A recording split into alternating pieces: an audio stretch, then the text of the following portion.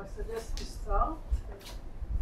Welcome again to the second class, and today we are going to introduce H-bar into our problem and really talk about the quantum mechanics.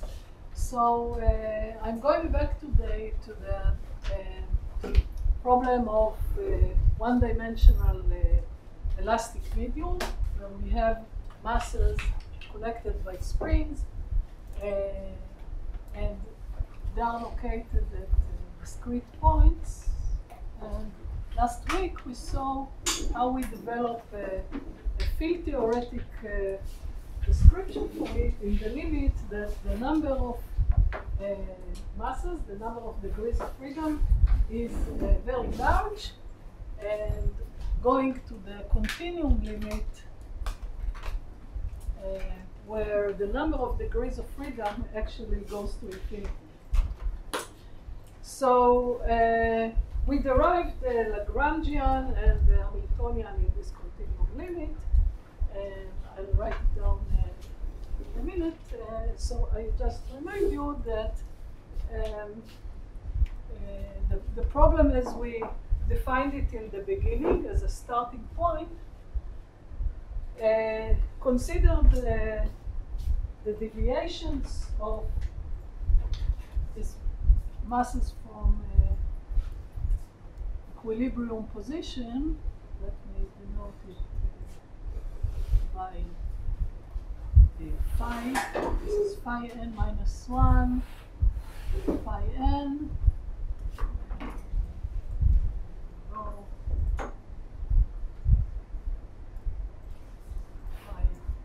Plus 1, and so on, so that the discrete coordinates are given by at the index n are given by na plus phi, and phi is the field, the dynamical variable. This is just the equilibrium position, and for each mass we had a momentum Pn, okay, I'm not even writing it, but it's the momentum.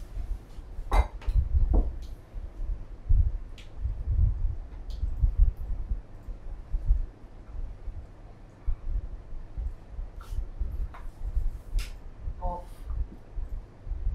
mass. Okay. This is coordinate.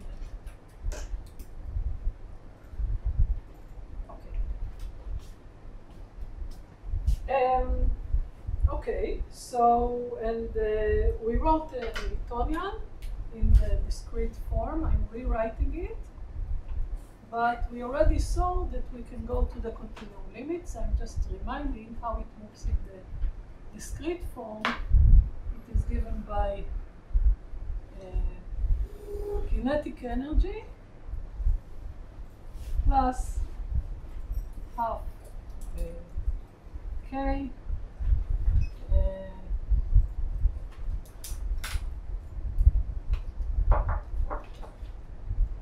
okay, yes, well, I'm already writing it in terms of the fields phi. Here K and M are the spring constant and the masses, but we saw that in the continuum limit,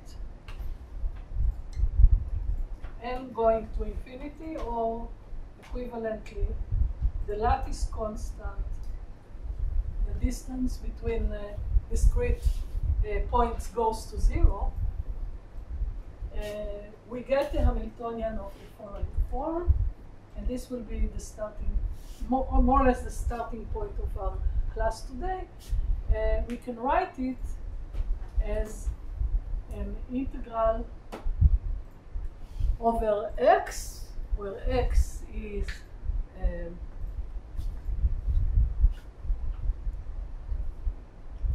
defined as NA. It's a way to convert discrete locations to a continuous one-dimensional variable. And here we have a Hamiltonian density, which is functional of phi, grad phi, and pi, and in fact it has a very simple form.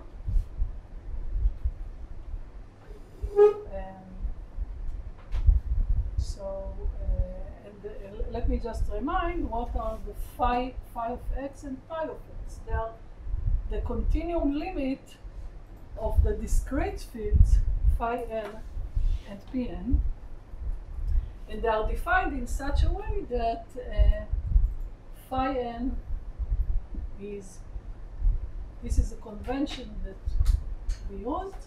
We convert it into a continuous function phi of x with a prefactor square root of a, and we saw that it makes it convenient.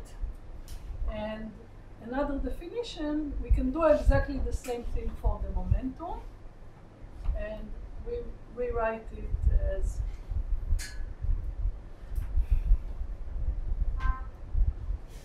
a to the half pi of x, okay? And the relation from Pn to pi is the same as from phi n to pi, yeah? Can you remind what is pi of x? Pi of x is the momentum conjugate to the coordinate. I remind you of what we did last week, okay? We derived the Lagrangian first, and then I said that if we start from a Lagrangian, we can define a momentum, and this is the definition. The general definition, for at least for the one-dimensional problem, is that it's the derivative of the Lagrangian with respect to phi dot. Okay? This is the momentum. This is the momentum conjugate to. So whenever we have a Lagrangian, which is a functional of a field phi, its time derivative and its space derivatives, okay? For each phi, for phi at each x, there is a corresponding momentum, and this is a definition. So if we started from a Lagrangian, we could define it in this way and get the Hamiltonian form.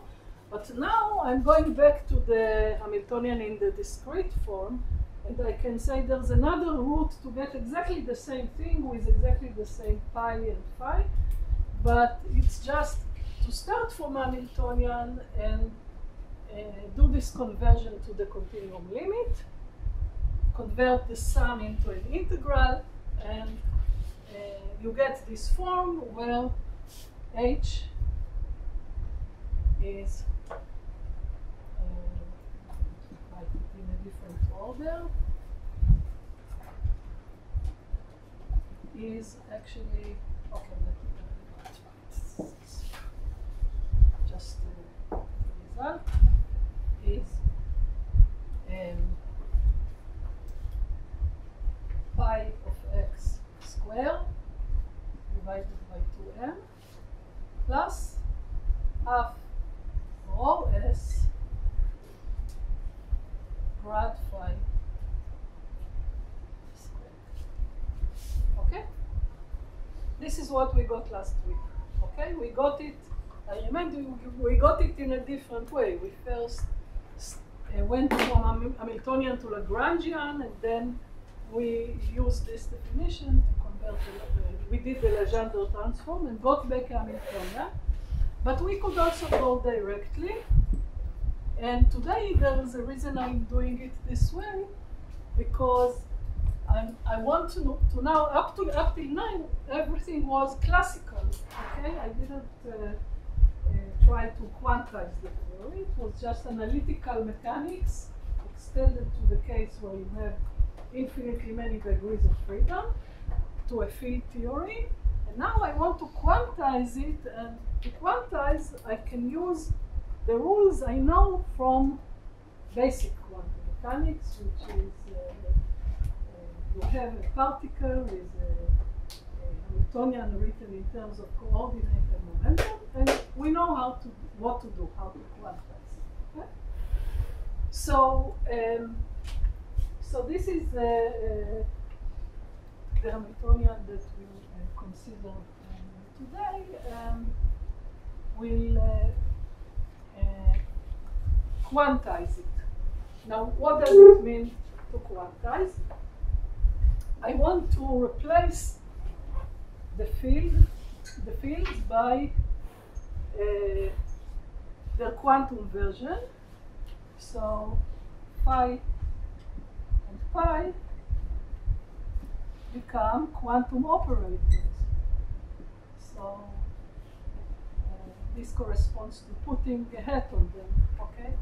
But I'm not going to carry this hat along, because what does it mean? What actually you have to do in order to quantize? You have to admit that these are no longer just functions of a variable with well-defined values, but rather they are operators, and operators obey commutation relations that are non-trivial, and we know these commutations because we know that phi n and pn, I'm going back to the discrete version, are coordinate and momentum, right? So in quantum mechanics, elementary quantum mechanics, we know how to quantize. We know that phi n and pn prime, what are the commutators of coordinate and momentum? IH bar. Right, it's IH bar. No, if it was the same n, it's IH bar. If it's a different n, it's zero, right? Because they're independent variables. Okay, so Pn is the conjugate momentum of phi n. So, and it commutes with all the others. So therefore, this is, I have to add here a delta. And it's a Kronecker delta in the discrete version. Nn prime. And okay, so you see our H bar is now welcome to the course. And the next step I have to do, because I don't want to keep this discrete form, I want to go to the continuum limit, is to convert this into the definitions of phi x and pi x. But this is just, it's very simple. I just substitute these relations. And I'm going to get the following result, that phi x, pi x prime commutator is going to give me, so if I'm starting from here and I plug in these relations, I will get a factor of a coming out, right? A constant a. And then the right-hand side, if I want to extract just this commutator, it's going to give me a delta divided by a, but we are doing everything in the limit that a goes to 0, so the result will give me now a Dirac delta.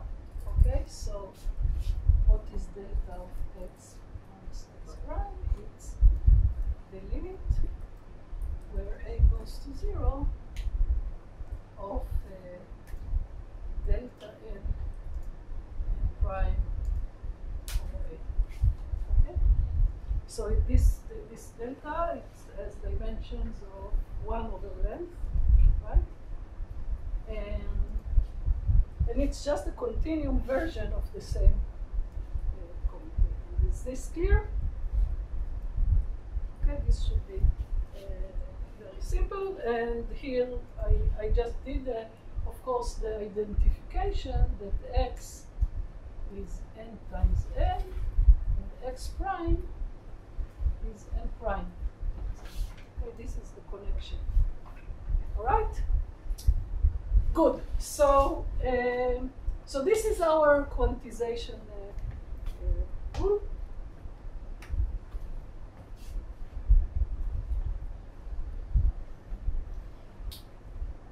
Okay. And we have a quantum Hamiltonian,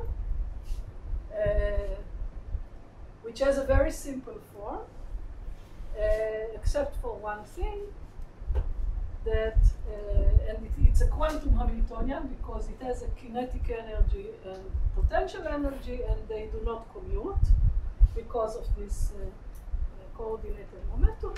And the only one complication about this Hamiltonian is the fact that there is a derivative, so it's not local, it's not just an integral of x of something that depends only on x. And this derivative is not convenient for what we want to do. We want to basically be able to find exact solutions of the states of this Hamiltonian and the energies and so on, and expectation values, all this stuff we did in conventional quantum mechanics. So we want to go to new variables that will eliminate the derivative. And the trick here is to go to Fourier space, right? Because the Fourier components of phi and pi, their derivatives are just factors of k or ik, right? Okay, so that's going to be the next step. So we no longer need all this. Okay, erase the picture, keep it in mind,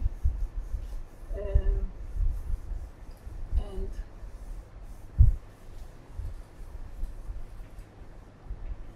let me just rewrite the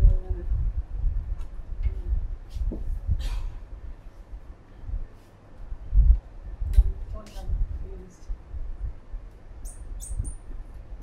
integral of h.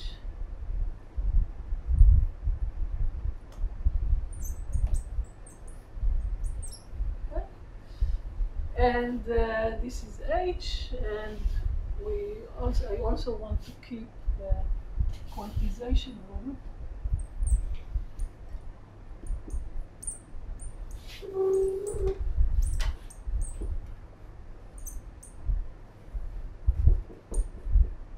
This is the commutative.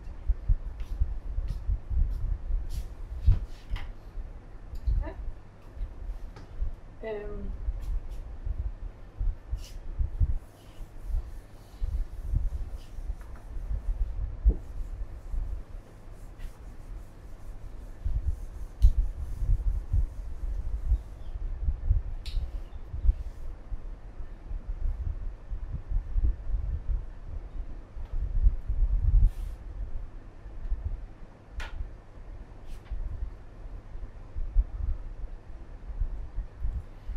Okay, so now we do our change of variables into Fourier components.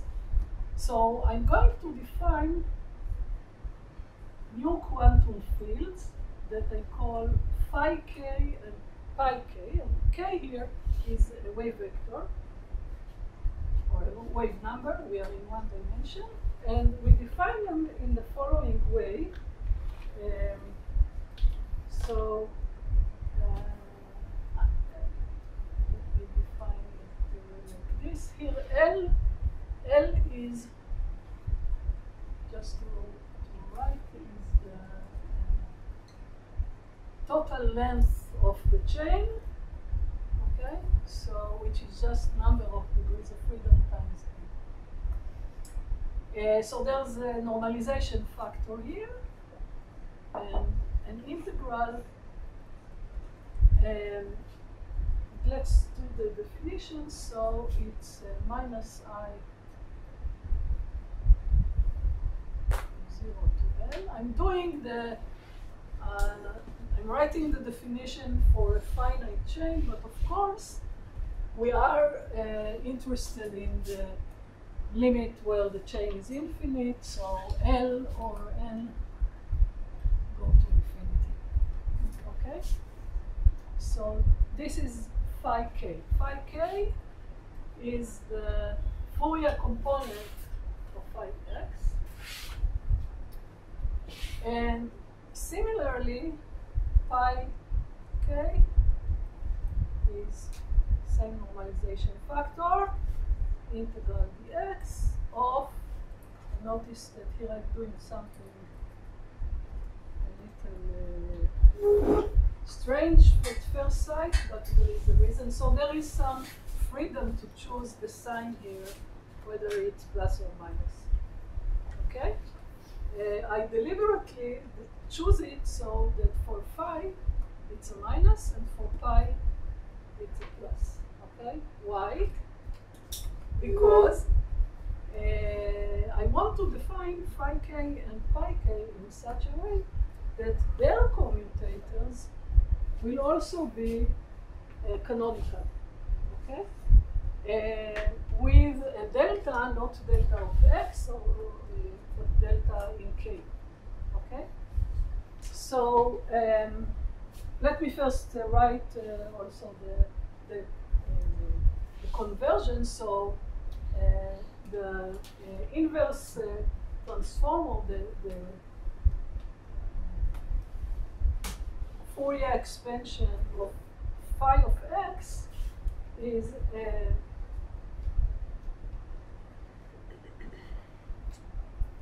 sum, we will write it like this, it's a sum over k of e to the plus ik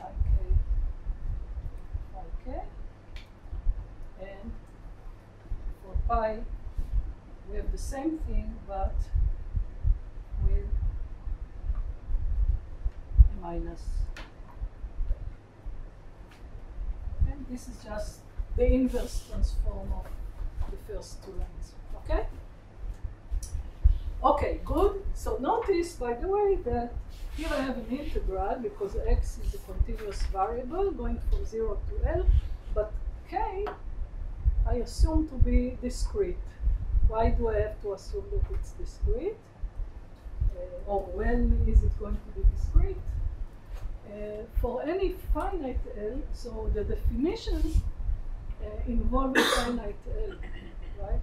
So for any finite L, for some boundary conditions, it doesn't matter what they are. For convenience, we usually want to take them to be periodic boundary conditions. Okay? This is the most useful thing. But there is a discrete set of k vectors that satisfy the boundary condition, which is that if it's periodic, we want both phi and pi to obey that phi of 0 equals phi of L, okay, and that yields k to be 2 pi over L times n some integer.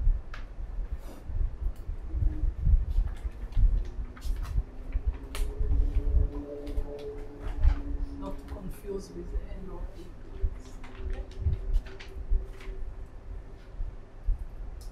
Okay, so, but it doesn't matter, we just keep it as a sum, and at the moment I'm not even concerned what are these k values. Okay? It really depends on details like the boundary conditions. But now, why did I choose a different sign for the coordinate and the momentum when I go to Fourier representation?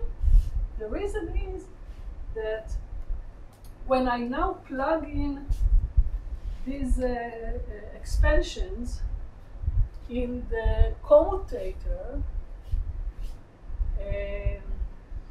and then I extract phi k and pi k. So in other words, let's take these definitions, okay? And if I'm writing, I want to calculate the commutator of phi k and pi k prime. Okay? So what is it going to be? I'm not doing the calculation. I'll leave it to you as an exercise, voluntary homework, if you like. But just to give a gist of what is the calculation all about, I can plug in these integrals, okay? And then inside the integral, I will have a commutator of phi x and pi of some x prime. But this is going to give me a delta function, and then the integration over the delta will give you, and if you do the calculation carefully, you will discover that it gives just IH bar times the Kronecker delta of k and k prime. Okay? So I actually need the minus sign, the relative minus sign, to get something which is a delta. Okay? If it was the other one, it's just minus k. Exactly right. That's exactly right. If I didn't, if I had the same sign here, it would give you a delta of k and minus k prime, and this is a bit inconvenient because I want the same k to be like an independent variable. Okay. So in fact, what I'm saying, yeah. It's just a general question. We got to the Hamiltonian via the Fourier transform in the beginning, and now we're going back. Like we made it. No, what do you mean? We used the Fourier transform. No, we didn't until now. We didn't do any Fourier transform. Last week, you have the recording. No, Maybe I mentioned the word, but we didn't calculate any Fourier. it might be confusing with another course. Maybe. I'm sorry. I didn't. I told you we are going to do this, but we didn't do it. We did everything in real space. What we did was going to the continuum limit and going from Hamiltonian to Lagrangian and back. Okay. Okay? We didn't go to Fourier, but this is exactly what we do today. Okay? And the reason we do it is to eliminate to replace basically the gradient for something that is just a number. Okay, so altogether, what we get is, so we see that the new variables, now we have new quantum fields. Each of them is actually a series of many quantum fields, and they obey these commutation rules. And if we rewrite the Hamiltonian in terms of these new variables, we get the following result. Just the sum over k, and this is already the Hamiltonian, not the Hamiltonian density. Okay? So already performing this integral, use all the delta functions that appear, and I just get the sum over k of, let me write it carefully, the kinetic term will have this form, plus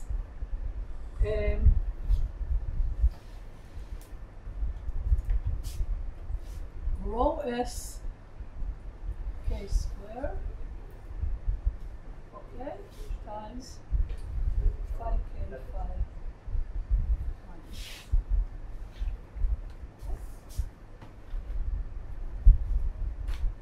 Right, so it looks much nicer, except again there is something a little funny. Now,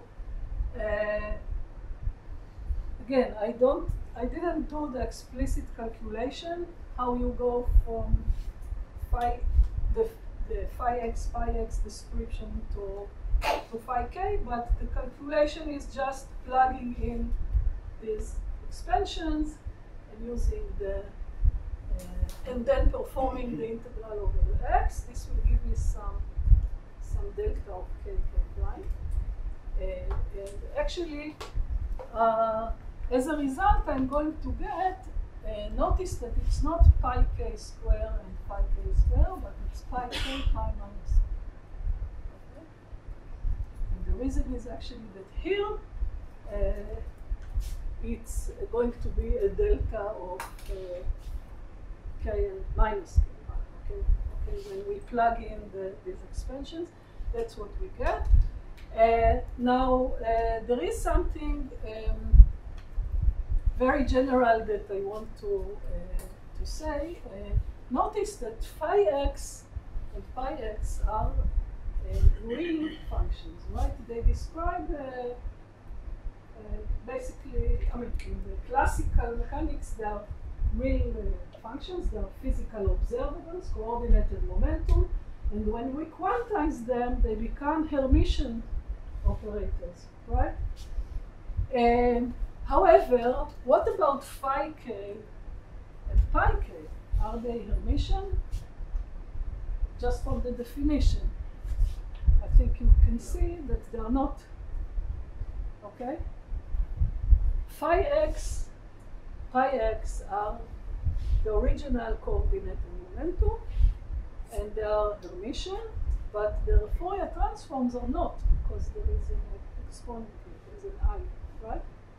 So it's easy to see that for any Hermitian field, this is something you maybe want to write down as a big, I don't know, exclamation throughout your notes in this course, that a real field, or a Hermitian field, that in real space is Hermitian, okay, namely phi equals phi dagger. Its Fourier transform obeys that phi k star, okay, the complex conjugate, or the, sorry, then I want to stick to quantum mechanics. So phi k dagger is just, you can easily see it from the definition. What is it? It's going to be phi of minus k. Okay? Okay, the mathematics is, I think, clear. So phi minus k is not the same, again, this is not, it's not Hermitian. You see, phi k dagger is not phi k, it's phi minus k. But, and the same, of course, is true for pi, because pi of x is also a Hermitian operator, and pi of k, therefore, obeys exactly the same relation. And therefore, we can interpret what I wrote here can be rewritten as pi k dagger pi k, right? So this would be an equivalent way of writing it would be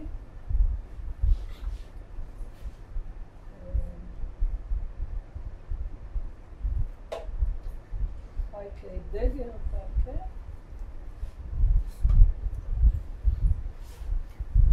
plus half the OS square pi k dagger pi k. And this is a form that I believe you've seen, right? That you have an Hamiltonian, quantum Hamiltonian that can be written in terms of sum operator dagger, right? Okay. What does it remind you, or does it remind you anything from your elementary quantum mechanics courses? That can ladder operator. It reminds of ladder, okay, that's right, but it's not really, because pi and phi dagger, phi No, dagger. we can decompose it into. Right. Okay. Okay. So yes, that's right. So in fact, notice that here this term and this term do not commute. Once again, phi and pi are canonically related by these non-trivial commutators, and each term here is also written as a combination of two different operators, pi and its Hermitian conjugate, and the same for phi. So, but it reminds us very much as something we can probably convert to something we are familiar from, which is the harmonic oscillator, right?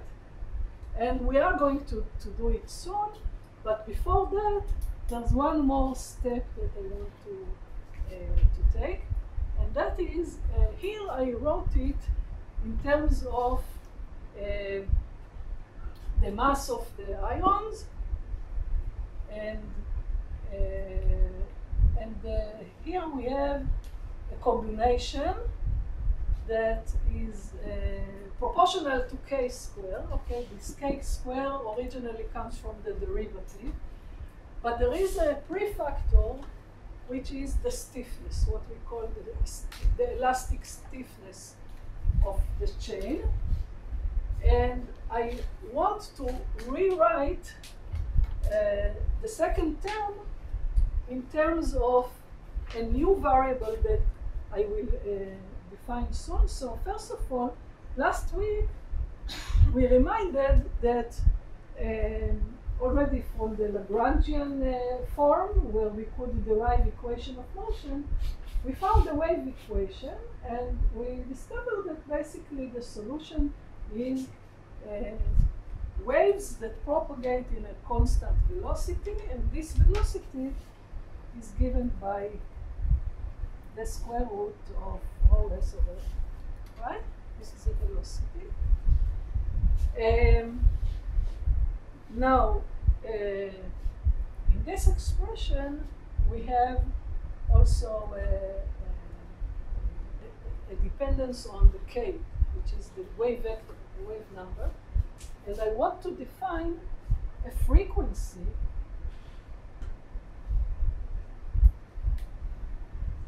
omega k to be v times k. Okay? I claim that under this definition, I think you can easily do the algebra and convince yourself, this coefficient becomes just m omega squared, right? So this already reminds very much of a harmonic oscillator, where omega has the significance of the frequency, right? Okay, so when we write, just to conclude what we got by using this Fourier decomposition of the original fields, we got a Hamiltonian that appears, first of all, it appears as a sum over k of terms that are dependent on this particular k, namely, it's separable to a sum of terms that are independent from each other. Okay? Actually, they're almost independent from each other, because when I sum over k, for each k there is a minus k, and in the expression I get the coupling between pi of k and pi minus k. So we still want new variables that will make it completely independent. Okay? That will just be a sum over k of some h of k. Okay? That's our goal. And then if we get there, we simplify the problem enormously, because notice our main problem throughout this example is that we have infinitely many degrees of freedom. But in the end, if we can bring it to a form where I just have a summation over independent contribution and each of them behaves like a single particle, then I'm done, because single particle we know how to solve, right? And then we say, okay, this many particle Hamiltonian can be expressed in terms of just a simple sum of, it's like an ideal gas, okay? Independent sum of contributions. But the ideal gas, it will be an ideal gas of a kind, but not an ideal gas of particles, the original particles, which are these atoms or masses on its string, are not the particles, are not the gas, right? They are not independent because they are coupled. So we are going to have new particles, new emergent quasi-particles. We usually use this term to call it in physics, which are serving as elementary degrees of freedom of the problem, okay? And this example demonstrates it in a very simple version of it. Okay, so in order to see how we get to this new description,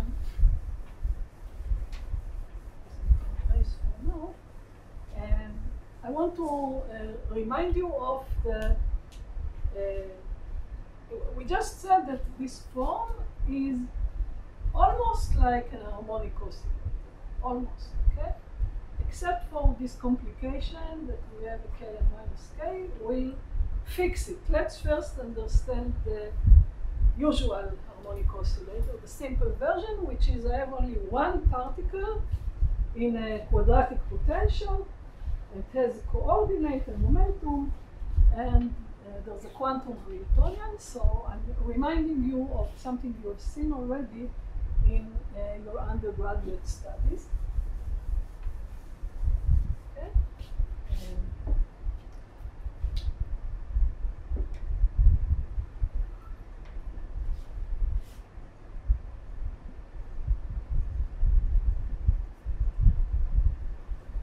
Okay, so we have, let me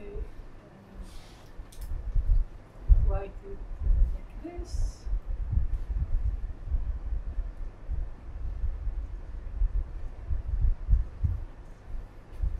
Okay, harmonic oscillator where Q is the coordinate and Q and P are related by canonical commutator. Okay, this is just something you have seen. We can solve it as a differential equation, but anybody who learned the course with me, so that we hardly, this was not the first thing we did. We solved the problem by using ladder operators, right? Remember? Okay. And I also remind you what is the result. So we got that, first of all, there is an energy spectrum that is very simple and very unique to the harmonic oscillator problem, which is there are discrete levels that are equal spaced, and the spacing between them is h by omega. Omega is the frequency. How did we get it in a useful way? We defined ladder operators. A is, let me also write here the definition of a length scale that is naturally coming.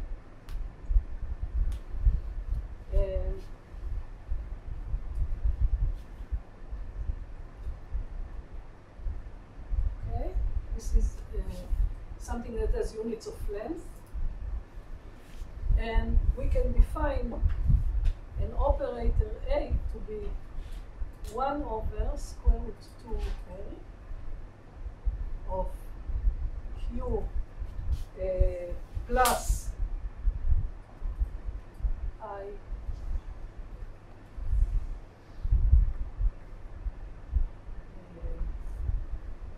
D. Okay, and a dagger is simply its Hermitian conjugate. So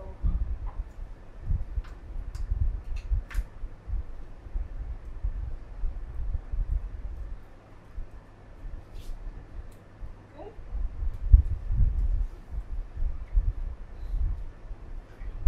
All right. Remember this? Everybody is on the same page with this? Just a reminder. Okay, so A and A dagger are non-Hermitian operators.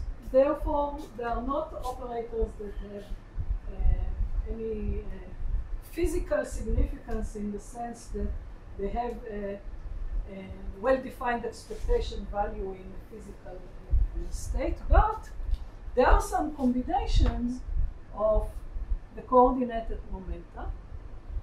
And the reason that this is useful to define them is that what are they doing? They are basically giving us all the quantum states of the harmonic oscillator by an operation that is either raising or lowering the index n. So there is a quantum number here n, okay? And the quantum states are all, let me plot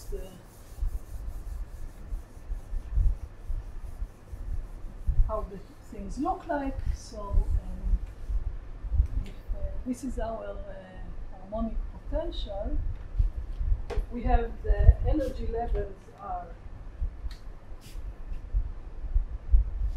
ground state,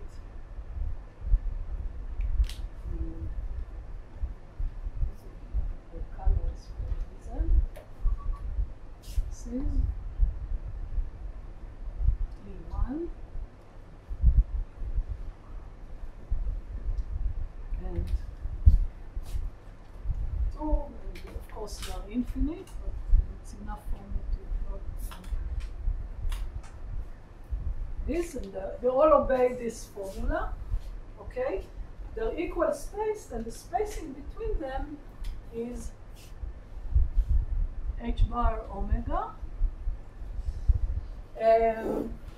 The E naught is the energy of the ground state, and the states are labeled by n. Okay, so what are these A and A dagger doing? If I take a state n and apply a dagger, I get n plus 1 up to a normalization factor, a 3 factor. And vice versa, if I apply A on the state n, I get a number times n minus 1. I'm not even bothering to write the result. You remember them from your undergraduate. But the important thing is, let me just describe it schematically. What are they doing? What are the operations that are performed by these operators? A is a destruction operator or lowering. It's a lowering operator, and A dagger is rising. Okay, so schematically, we can think of them as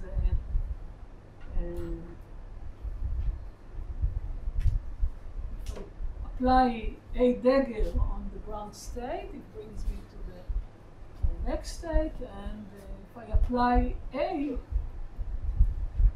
on any state, I go down from n plus 1 to n minus 1, to n, sorry, and what happens if I apply A on the ground state? I get 0, okay?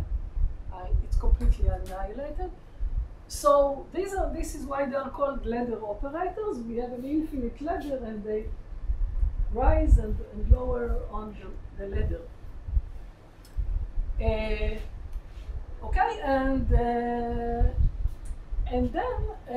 it is once you define them in such a way, it is easy to show that the Hamiltonian rewritten, this Hamiltonian, when I rewrite it in terms of the A and A dagger, I get H bar omega times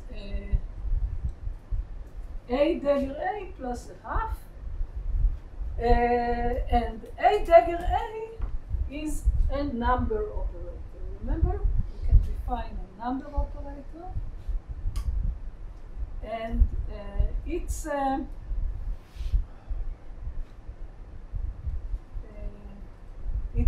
eigenvalues, when I apply it on the state n, I get just the index n. So n is regarded as a number, okay? And this is regarded as a number operator. So when I tell you that something has the physical significance of a number operator, it means that it counts something. What does it count? What is the object that it counts? So it counts some kind of quanta that are corresponding to how many times we apply a dagger, okay, on the vacuum. Okay? So we can think of the problem of a harmonic oscillator that was initially formulated as a single particle, a single quantum particle that is confined in a quadratic potential well. Therefore, it has some quantum states with discrete energy levels.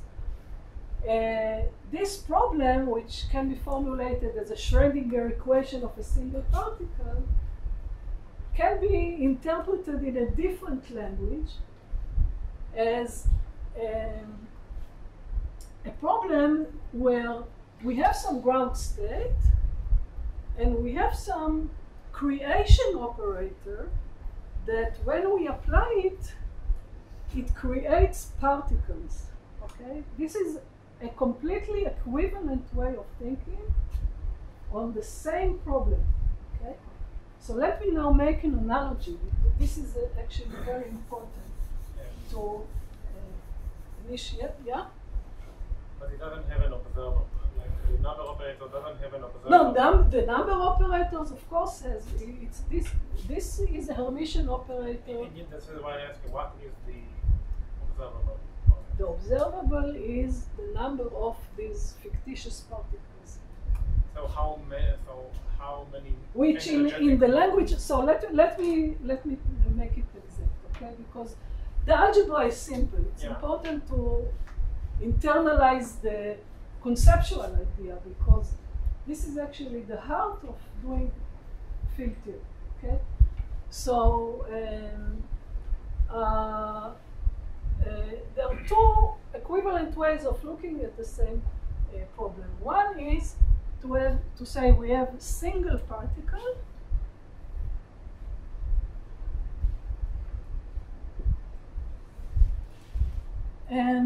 but it has many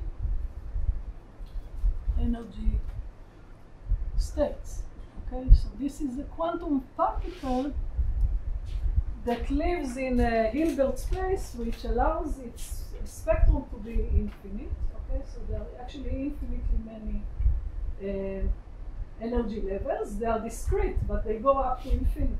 Okay, so this single particle can, if you give it enough energy, it can live in any of the energy states, and there are infinitely many energy states for one particle. Okay? And a different way of looking at it would be to say, okay, instead we have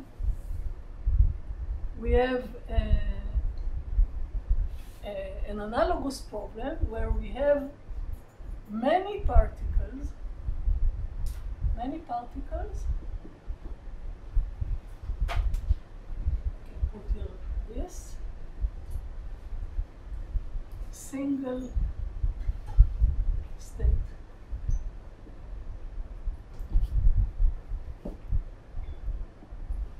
Okay. So, and what is the idea? So I look at the ground state, this E naught, as some kind of a vacuum. Okay, it's a state where if that is the energy, there are no particles in it. Okay, so this ground state, which is this E naught. So yeah, let me actually note it as.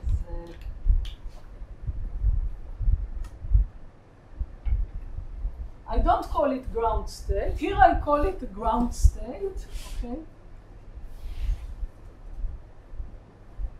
Because it's just the lowest energy state of the same quantum particle. Here I call it a vacuum.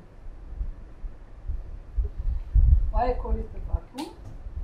Because above this vacuum, there is one energy state. Its energy is h bar omega, so this E naught is like the reference level. It's zero energy, if you like, okay? And above it, h bar omega above it, there is a single state, but in this single state, I can put as many particles as I want. And what are these particles? These particles are something that is created by applying a dagger on the vacuum. Okay, so so for example, a state. Let me now repeat these drawings 3 times, if you like. So the vacuum state. If I want to describe a quantum state where my particle is at E0, this corresponds to having just no particles. Okay, so n equals 0. But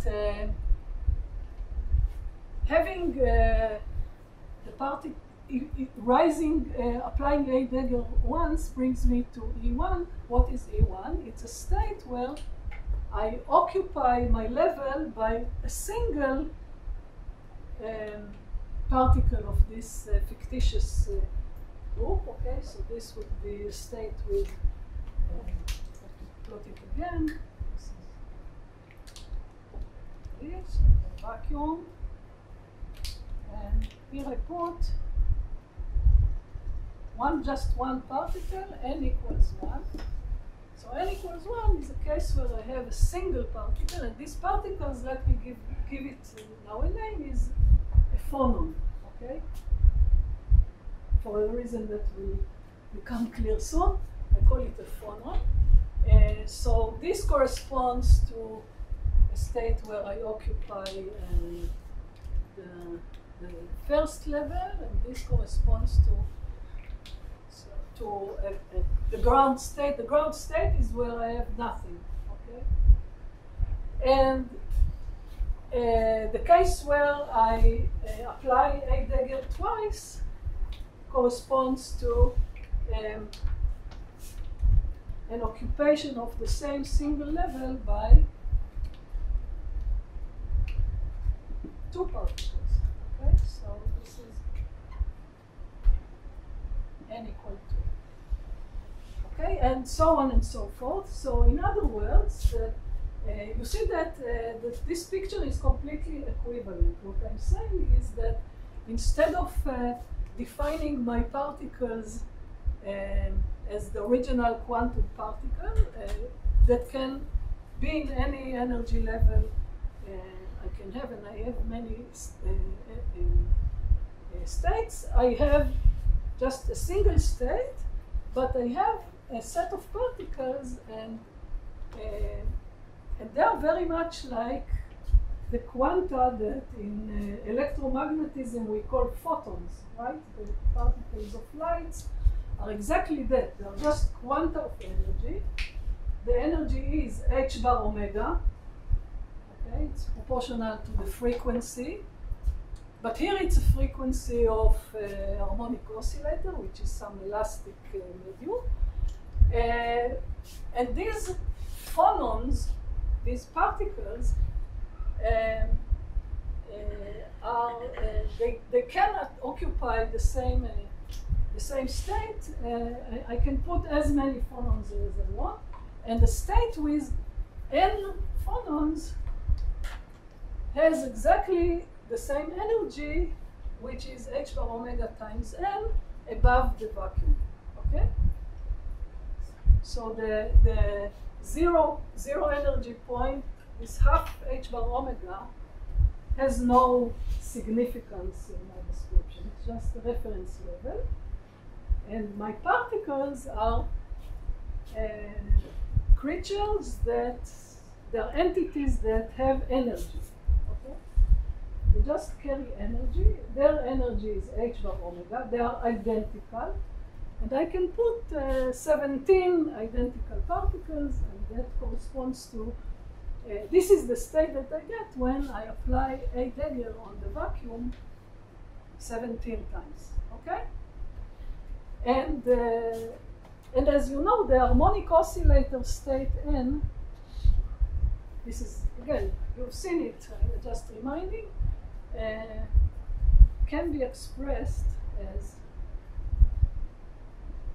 applying a dagger n times on the zero state, the ground state, which we used to call a ground state.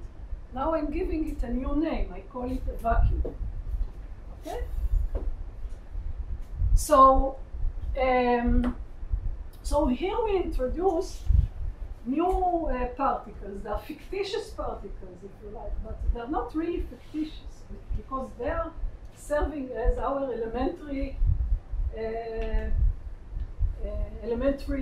entities that determine the state of the system, right? The state of the system can be completely described in this language. I can forget about the harmonic potential and all that.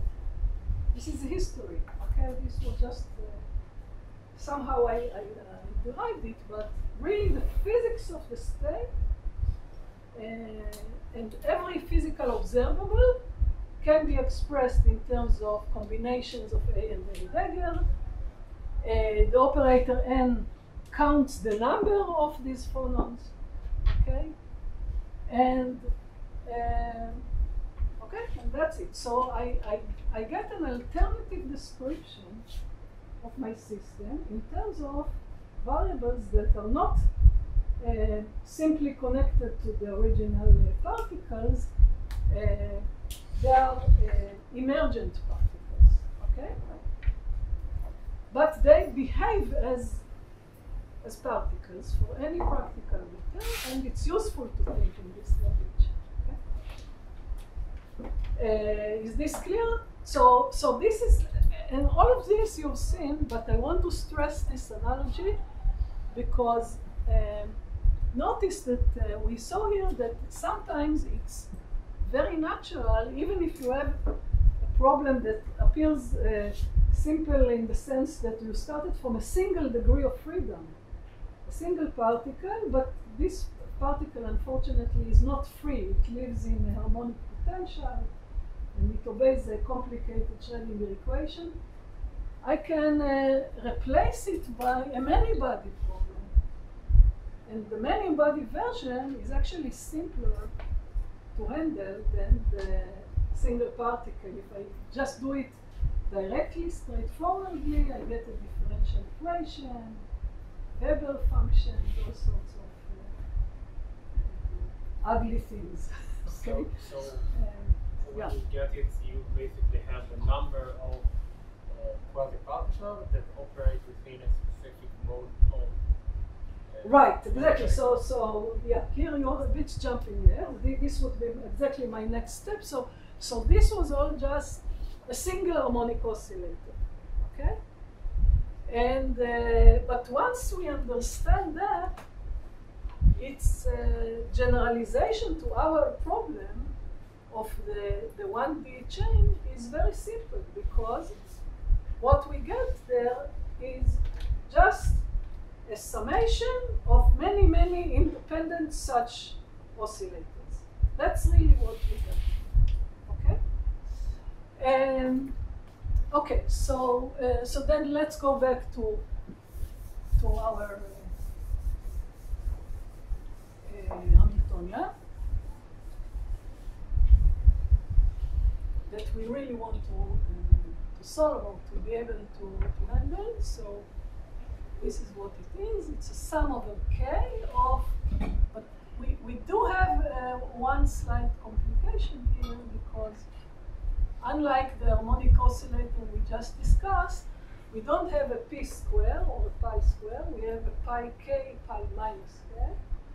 So this only suggests that when we define our ladder operators, we'll have to do it a little more carefully, because we don't just have one set of A and A dagger.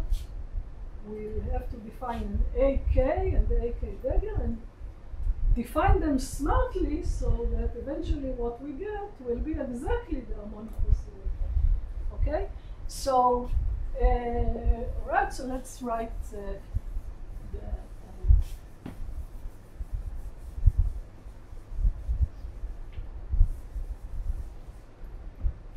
Hamiltonian. So here I'm using the definition of the frequency omega.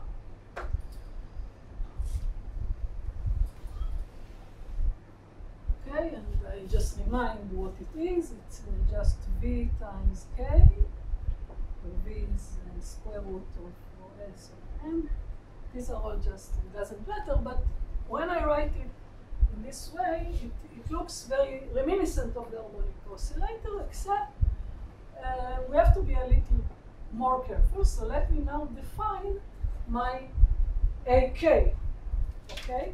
What will be my definition of AK? First of all, before I do that, for each K, I want to define a length scale that I denote as LK, and it's defined exactly in the same way that we had for the harmonic oscillator, of a single harmonic oscillator, okay? Again, we have the parameters of the model, have mass and frequency, okay? Okay, so how shall we define it? Very similar to what we did for the single harmonic oscillator, except here I have a phi k and plus I LK square over h bar, and just to set the units, but now I don't want to put here pi k. This will not be good. It will be pi of minus. And notice, here I'm once again making use of the fact that my definition of the Fourier components was that for the phi and pi, I use the minus sign difference in the exponential. Okay? And that allowed us to have, I'm writing it on the side again, that we saw that phi k prime is a delta of k prime. Okay, this is for phi k. And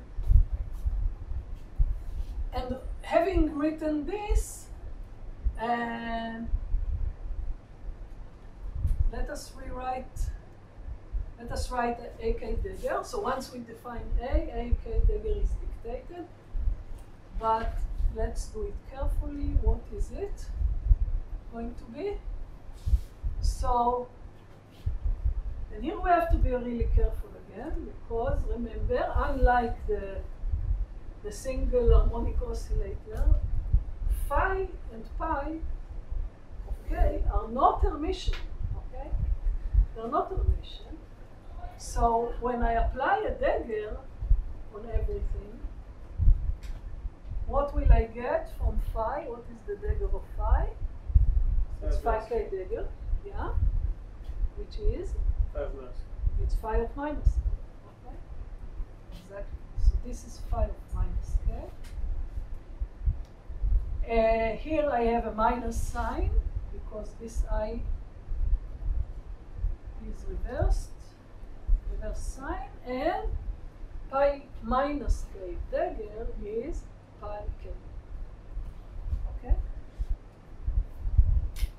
So in fact, to go from A to A dagger, what I do is, in addition to changing the sign here, I also have to change the sign of the k. Okay? Let me put this in a big box because this formula is important.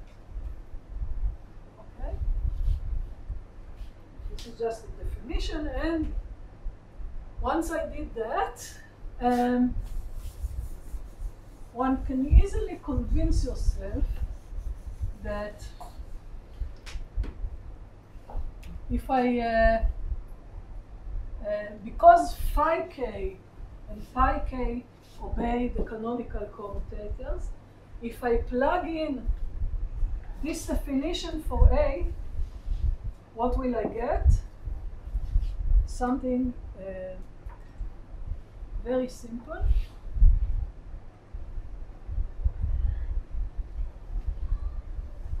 The commutator of AK and AK prime dagger is,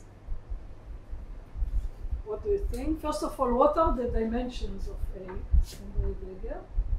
There are dimensions, right? We define them in such a way that the factors of L are eliminating the dimensions. Yeah? Any questions? Okay, so what is this? Should be dimensionless. Sorry, yeah, almost. Yeah, I forgot the delta.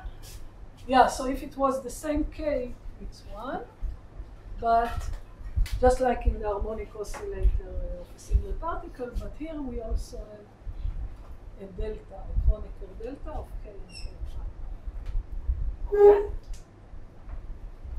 So, so this is fantastic because you can easily convince yourself that if I'm taking this Hamiltonian and converting it to the representation in terms of A and A dagger, then I have to use the inverse transformation from phi pi to A and dagger. Then I'm getting a Hamiltonian that has a very nice form. It's a sum over k of h bar omega k, ak dagger ak plus a half. This is all.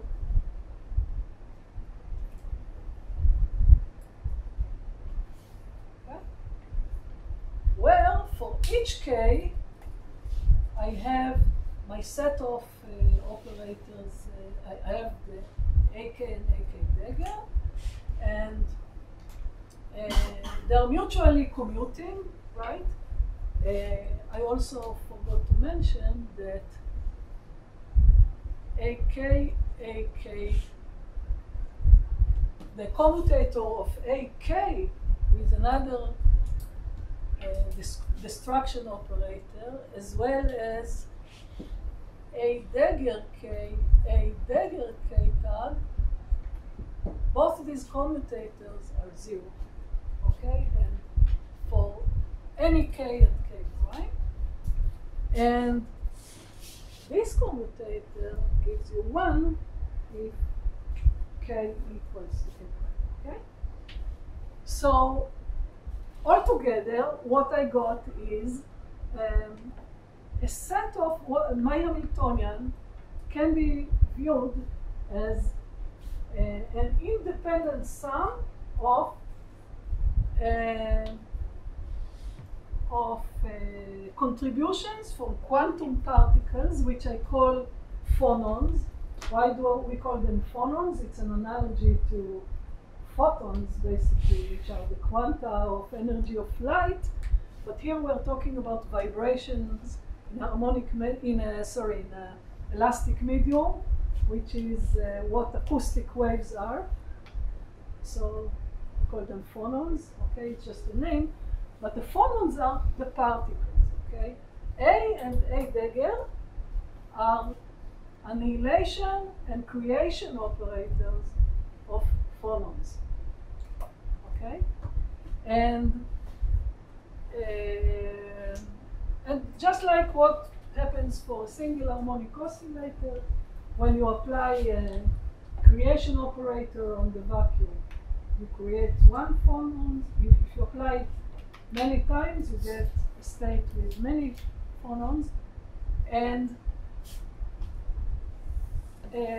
but each of these harmonic oscillators is different. Okay, it's a different entity with a different omega. Okay, the frequency omega depends on k linearly. Okay, so I have a linear dispersion. These are acoustic phonons. If you remember from your solid states, of course, this is exactly what we are, right? And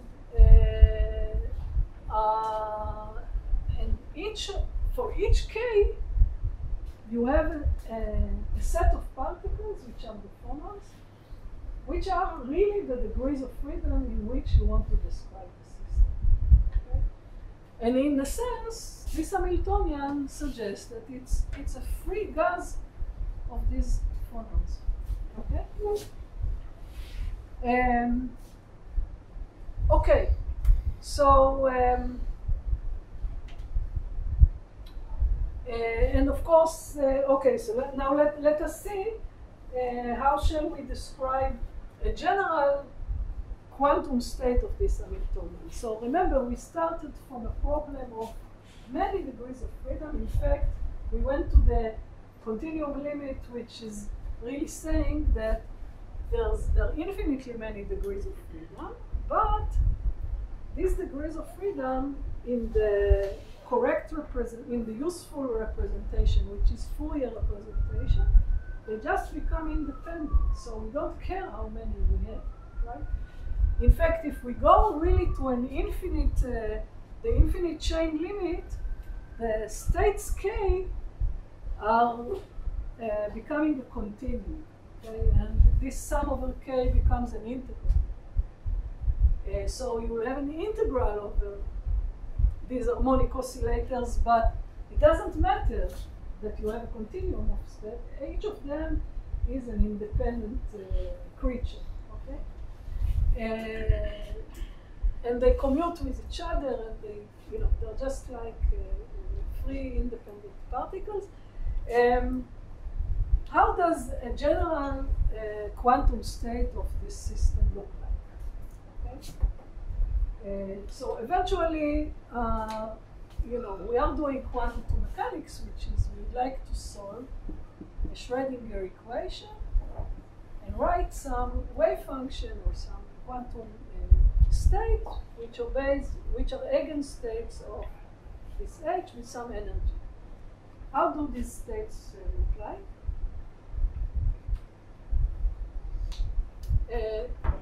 Very simple. Each term here is a harmonic oscillator. We know that for harmonic oscillator we have the states n, right, which can be generated by applying n times a dagger on the vacuum. And here, our vacuum now, or above our vacuum, we can create not just one type of particles, but we have many. Okay, so we can think of it schematically like this. If this was our vacuum,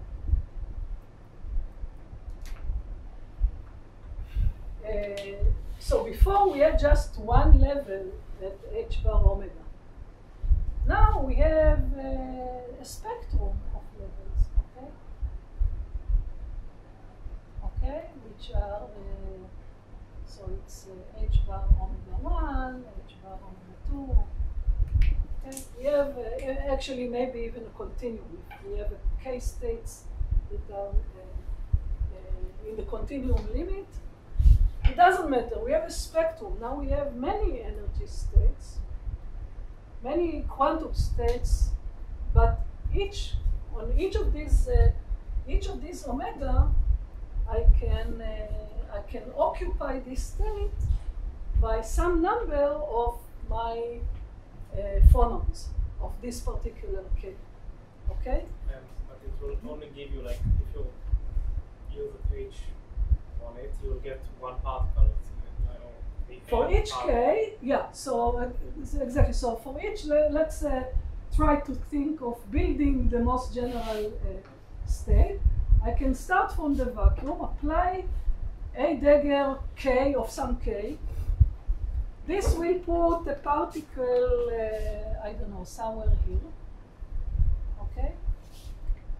Now, if I apply a dagger of the same k on the same on the vacuum, I get another particle, etc., etc. But if I apply a k dagger of a different, of k2 now, it will create particles in a different state. And most generally, let me, for example, let's give a very concrete, simple example. Suppose this is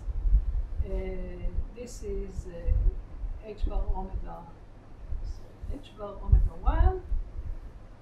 This is h bar omega 2. This is h bar omega 3. Okay? So I can have single particle here, 3 particles here,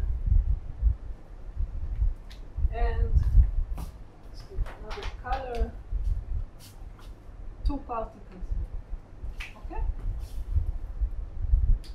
Okay. How do I write? This state? Then Yeah? you assume that you operate for example, in order to get then h omega 2 3 particles, you need to operate 3 times k. Exactly. Right. Okay, but Exactly. That's not what appears in the Hamiltonian. The Hamiltonian is No, the Hamiltonian, that's exactly the thing. The Hamiltonian is an operator that has the potential of describing any state. So what I drew here schematically or graphically, if you like, it's a graphic representation of a particular eigenstate of this Hamiltonian. This Hamiltonian has infinitely many quantum states, infinitely many eigenstates that satisfy the Schrödinger equation. This is an example for such a state, okay? And I know how to write it in terms of the ladder operators.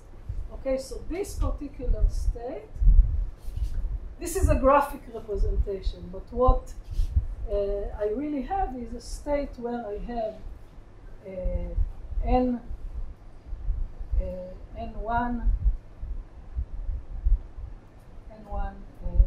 equals, okay, let me write it this. Okay.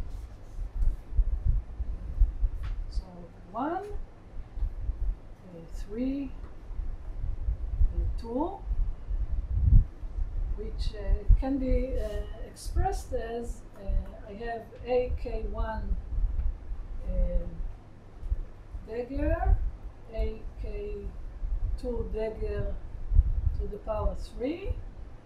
Sorry, I don't have enough space. So it's 1, 3,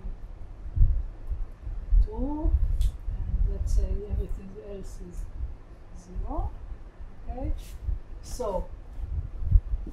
I take the vacuum state, I apply AK1 dagger once to that one particle, I apply NK2 dagger 3 times, and AK3 I apply 2 times. Okay, I hope it's clear. And there is a normalization factor. What will be the normalization factor? L times. No L's. No L's. So for the, I remind you, for the single harmonic oscillator, it was just 1 over square root. Okay? This is the single harmonic oscillator, but now I don't have just one type of number. I have, so it's actually 1 over, how much it is? Okay, square root of 2. It's some number, okay? But, and this is what it is, okay? So let me not bother to write it. But this was just an example, okay? Okay, but that's not the Hamiltonian.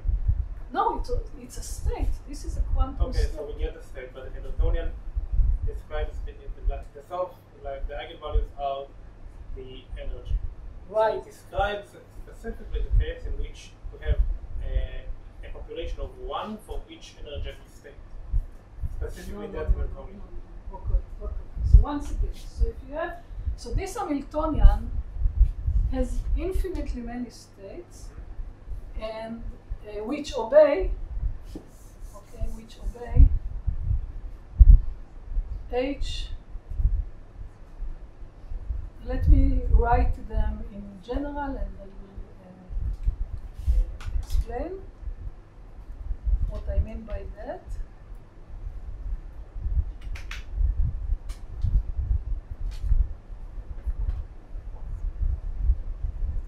These are the eigenstates, and what do I mean by that? It's a state where the general quantum state will have the following form.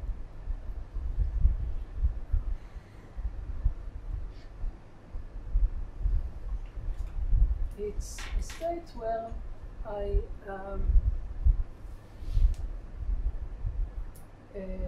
have NK1 particles in K1, NK2 in K2, NK3 in K3, and so on, up to infinity. Okay? Well, how do you write it more explicitly? What does it mean? What does it mean? That I occupy, for each K state, I have something that looks exactly like this. Okay, I see. Okay. You see? Okay. And in fact, let me write explicitly a very compact formula that describes the state.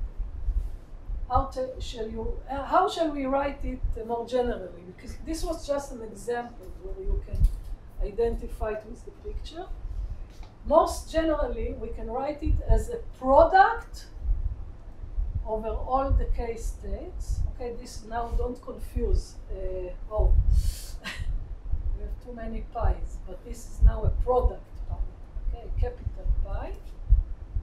Okay, of 1 over square root NK factorial of AK dagger to the power NK. All that is acting on the vacuum. Okay? Okay, so this is the most general eigenstate. In fact, this is the Hilbert space, which means, if you like, these are the basis states that form our Hilbert space.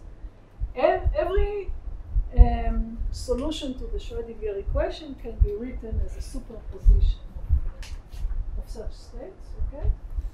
And the meaning of this is very simple, that we have a many-body problem characterized by some vacuum, where there is one vacuum state. The vacuum state is the one where if you apply the Hamiltonian, you get 0. It's the 0 eigenvalue, okay, 0 energy.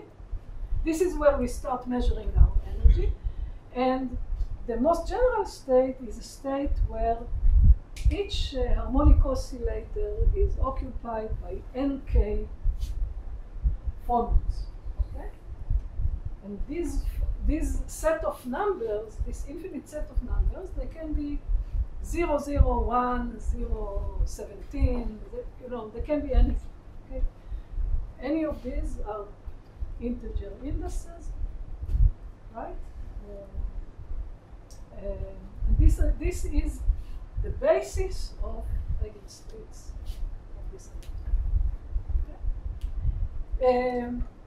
Okay, so I think it's a good place to stop, because we saw here that starting from a very simple example where we actually know what happens on physics level, we can write Hamiltonian, Lagrangian, we can get equation of motion.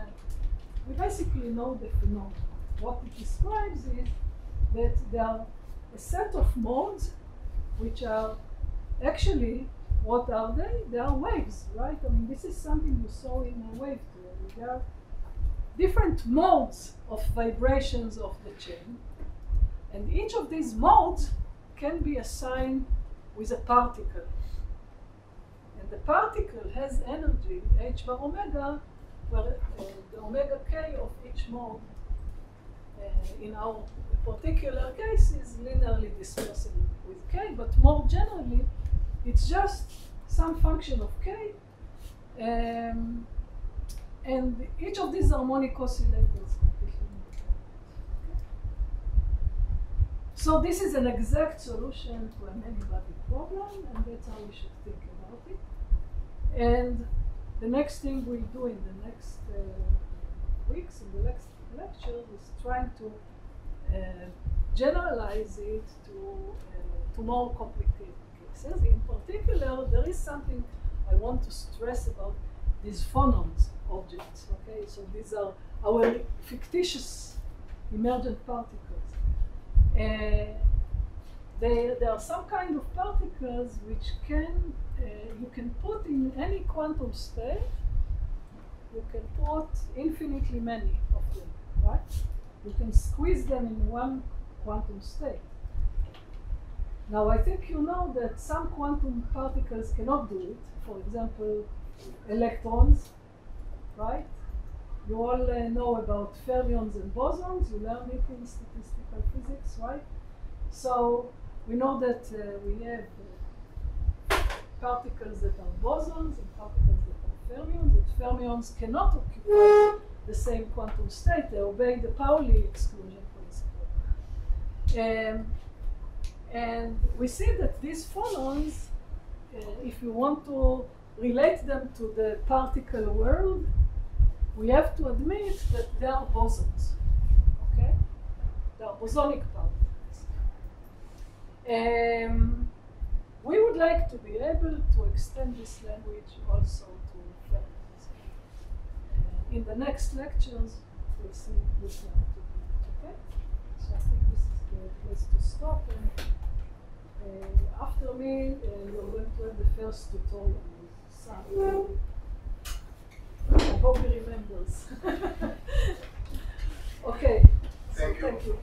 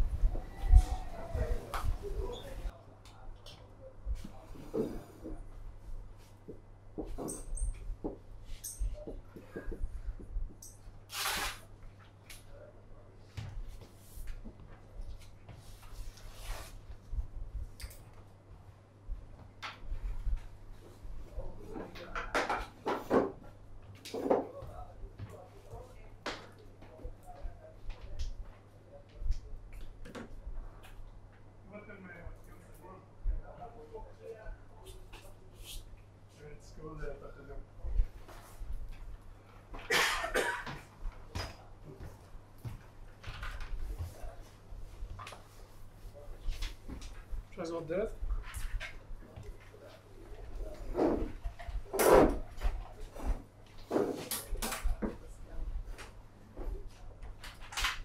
All right. Good evening, everyone. My name is Sal Levin. This course will be presented in English. First of all, before we start, it should be on the website, but the score this course is 80% exam.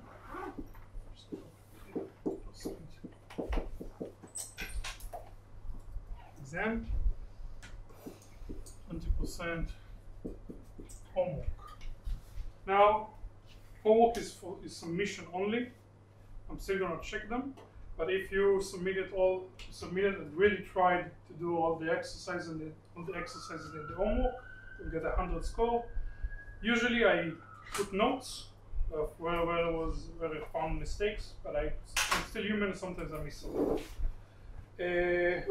So yeah, even if you don't feel like you can solve a question, try it. At most, I'm just gonna say, hey, look here, did a mistake. Fine. My name is Sal Levin. My email, you can catch me at my email.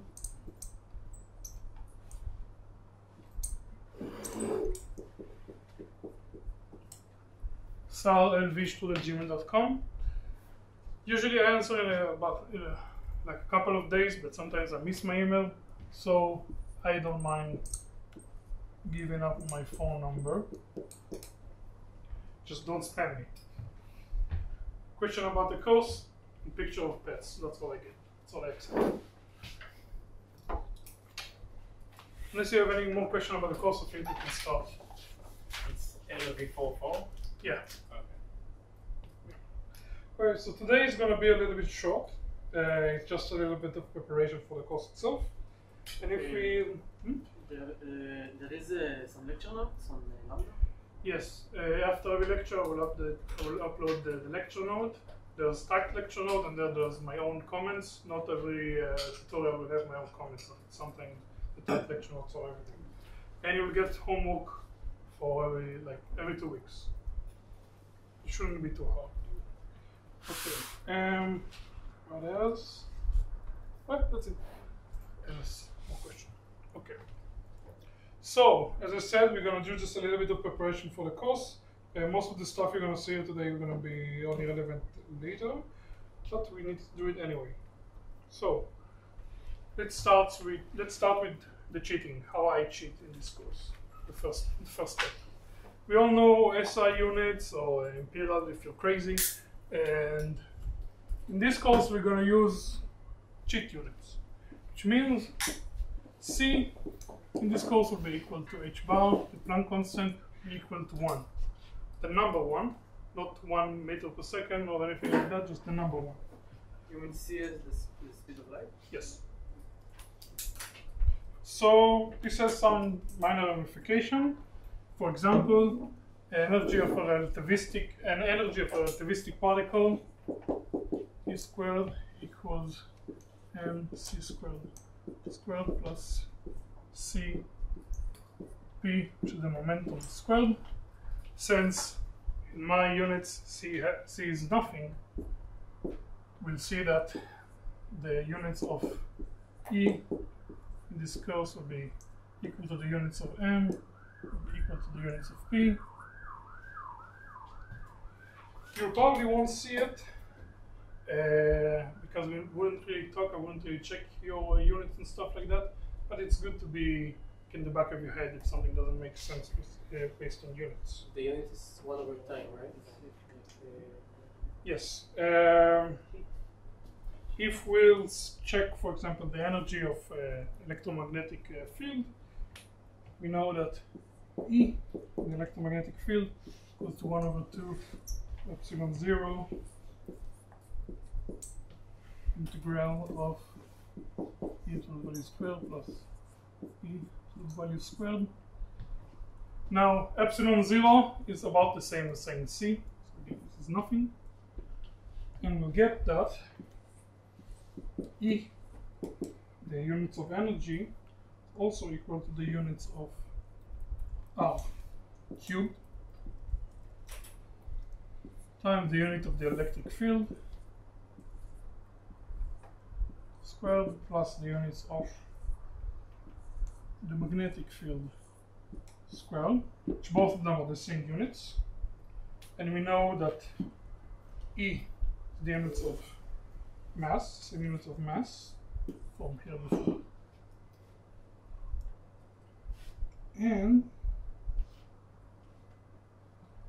And I didn't show this just to save time, but you can easily, you will see in your homework that R is equal to m minus 1, the units of mass minus 1,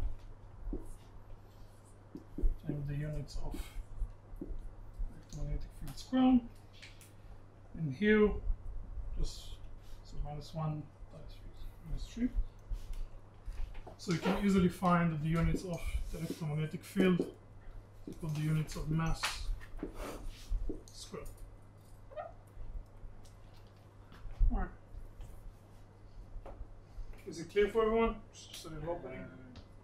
No. אחד לפני האחרון בשורה. This is mass and this is meters, no? No, there's. Alright, I wanted to skip this because I thought it would be faster. Oh, this is both mass.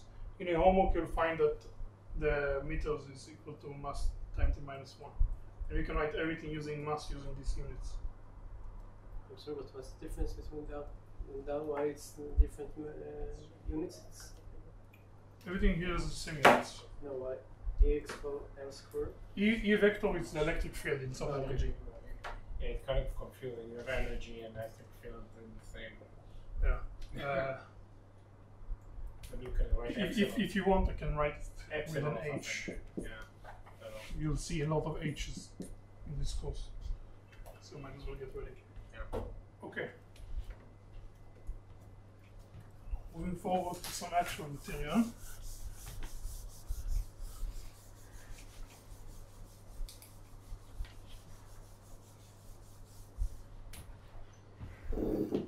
Let's talk about the electric field. We already mentioned it.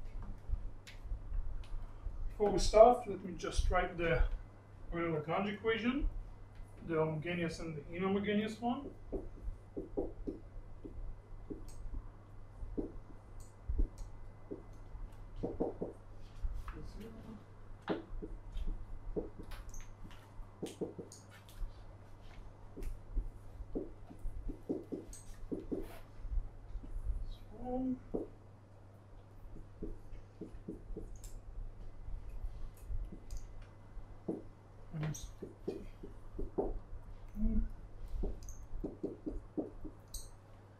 Right. You all saw this in the past. It shouldn't be a surprise to you. This equation, the homogeneous and inhomogeneous equation, they have too many things to account for. Let's try to count them out. How many different components we have? Well, first of all, E and B are vector fields, so they each have 3 independent components, 3 degrees of freedom, and then B also have 3 degrees of freedom. J again is another vector, so it's another 3 degrees of freedom.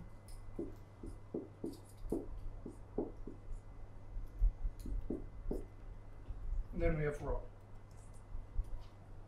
So overall, we have 10 different degrees of freedom in one set of equation.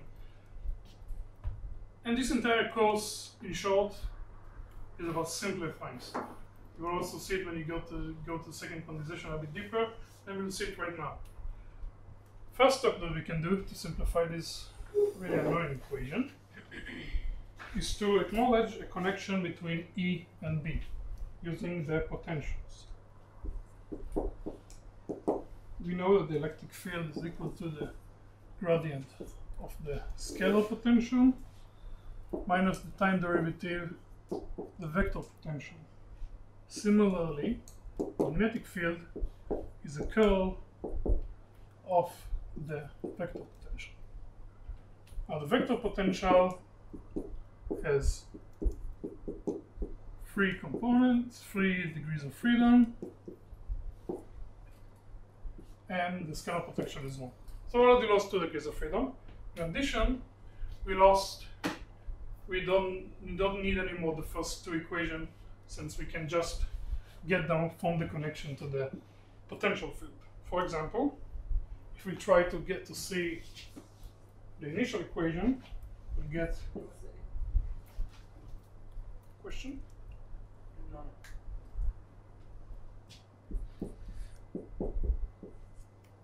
להחליף טוש יותר ברור. יש לי עוד טוש אחד, נקבל את טוב.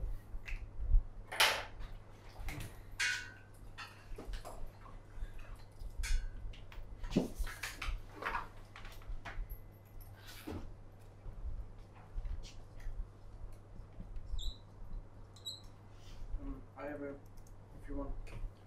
The question is this good? Yeah. Right. Then we'll save it for me. Equal to delta cross minus gradient 3 minus dt a curl times gradient 0, so it just curl of minus dt a. Why the gradient of the potential is 0? This Yeah. gradient times the curl is 0. Just you can think about it trying to do a cross term between 2 vectors in the same direction. And you know that we can replace the order of the doing derivatives, so minus dt curl of a just equals minus dt of b. So we got the first equation. The second equation is slightly easier because again gradient times curl 0.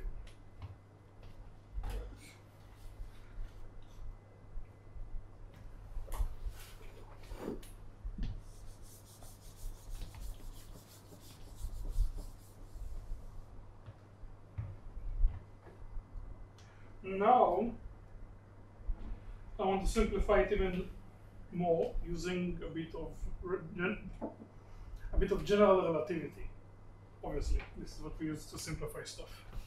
Well, general relativity gives us a nice tool which is called the 4 vector. For example, the 4 vectors of space x mu. We symbolize 4 vector using a demi variable called mu is just time sec. Okay, I think we're gonna need these markers. Where's the markers? Oh, yeah. Yeah.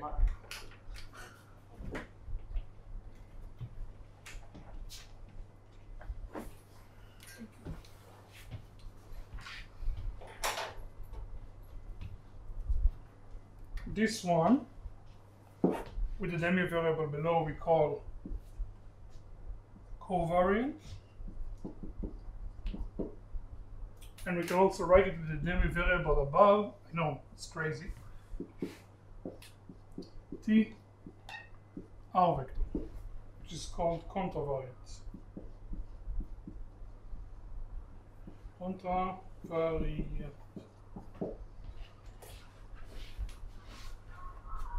If you don't understand the writing, don't be afraid to ask. I have a condition. Right. So we have 2 vectors with 4 components. Notice just this R vector is simply the same as writing R1, R2, R3. It's just not sure to write R vector. Pointing out of the components. So if I want to move between those 2, what I need to do is multiply by some matrix. We call this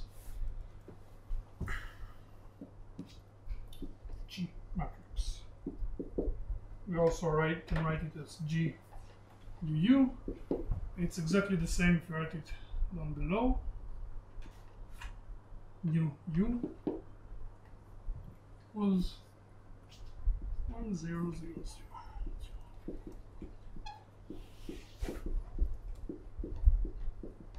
We can't see it. Great. Let's see how many markers we can go in one day.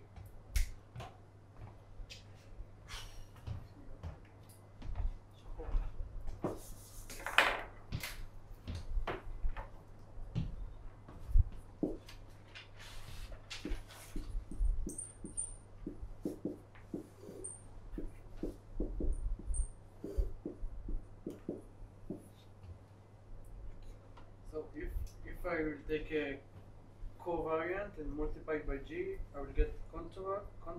Yeah, and vice versa. For example, if I want x mu top, I can write it as G UU x U.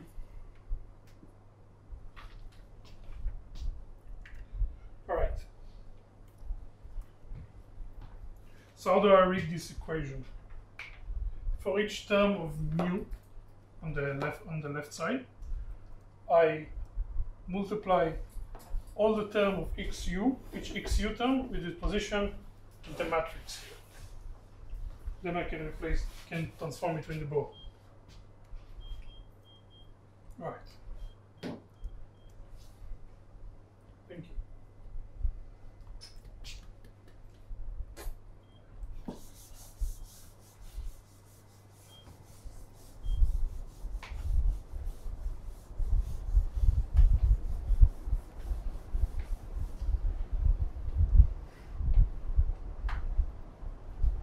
What is the name of the matrix again?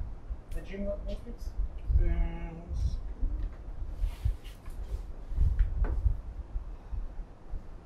I forgot to write the name. Minkowski, right? Yes. Minkowski metric. Thank you. No, the Minkowski metric is the specific in a localized system. What is the general name of the metric? Metric table. Minkowski is specific for local system. Okay. So we can use the four vector to also represent our electromagnetic fields or potential electromagnetic and the currents. So that, for example, we can write the for current.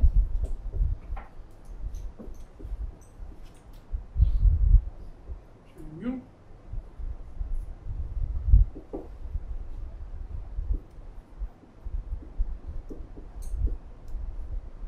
And the for potential.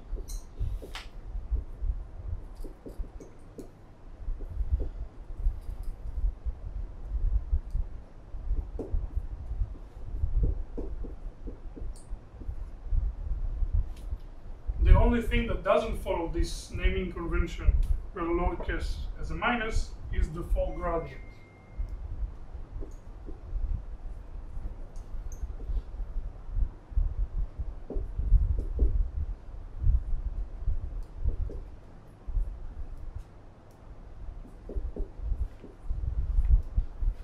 It doesn't have a minus.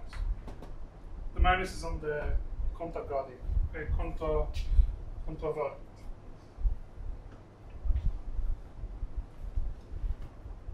Now we should define a tensor, and we'll see why I defined it like so shortly. We'll define the electromagnetic tensor F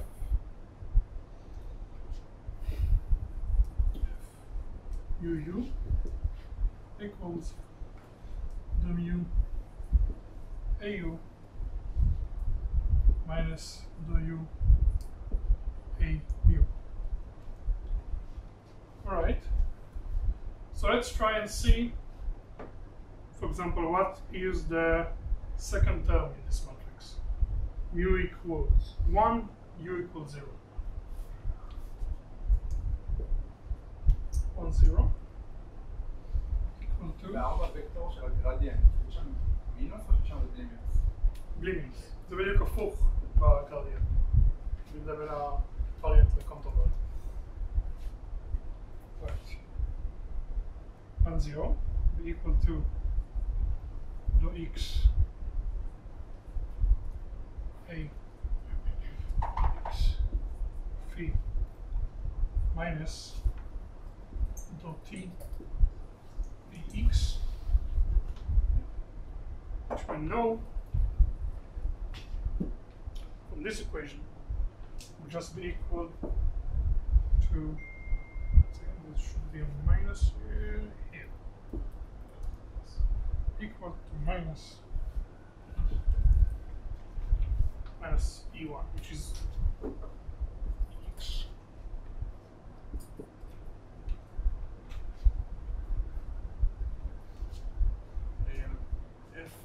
F mu v, it's I forgot it. איבר כללי.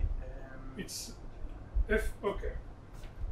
of the This, matrix. the demi variable are just meant to show to you that we're working with a 4 vector.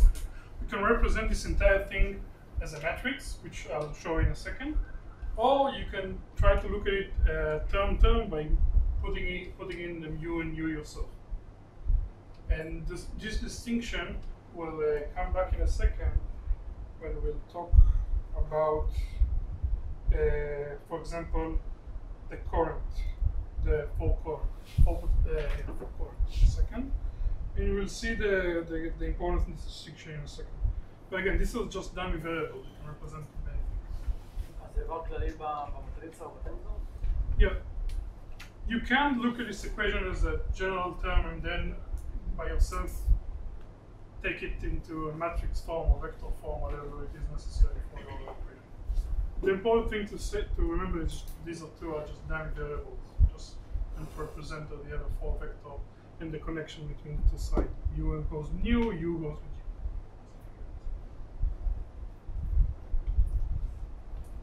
u. Alright.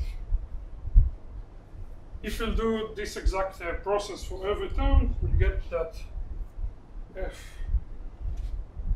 mu u, it's a large f,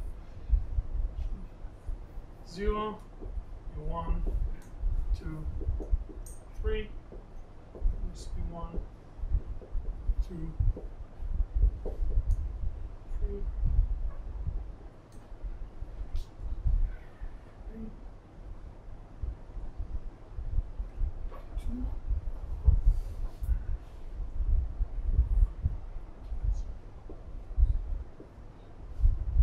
2.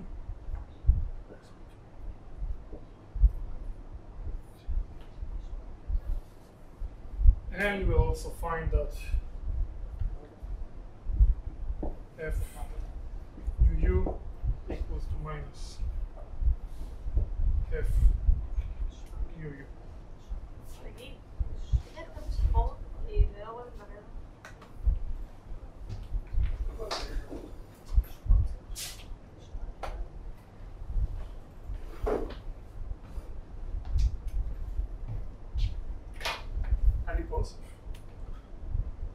Okay. So I'll define some arbitrary matrix which came out very, very pretty, very, very organized. What can we do with this?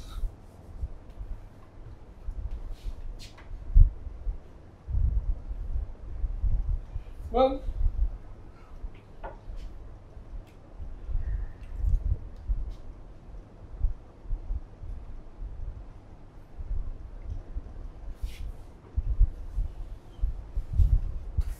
using this matrix, I plan to get the Euler-Lagrange equation from scratch. And you can check for yourself, I'm pretty sure it's in the homework, that d u f, no, u is in the bottom, sorry,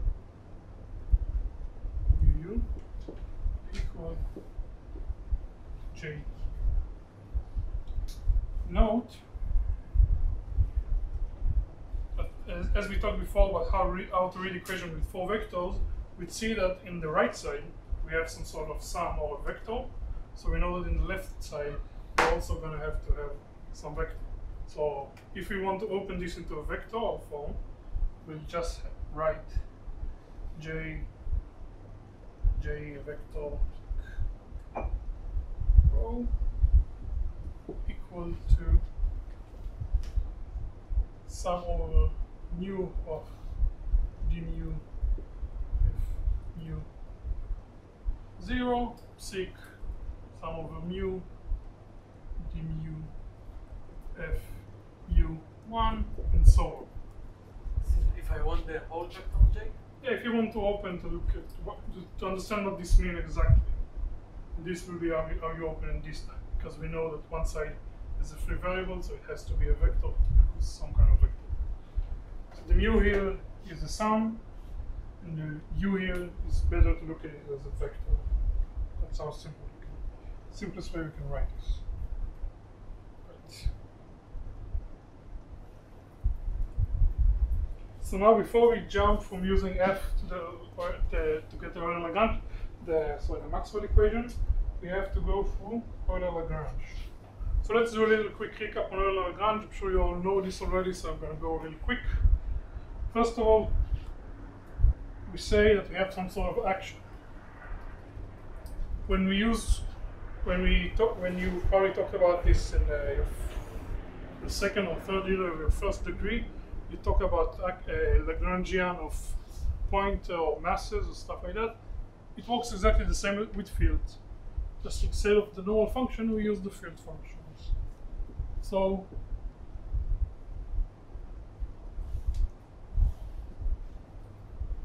looks exactly and works exactly the same as normal Euler-Lagrange. Just instead of normal function, we use field here. It works exactly the same. Again, using the Lagrangian, the Lagrange density, we can write the action.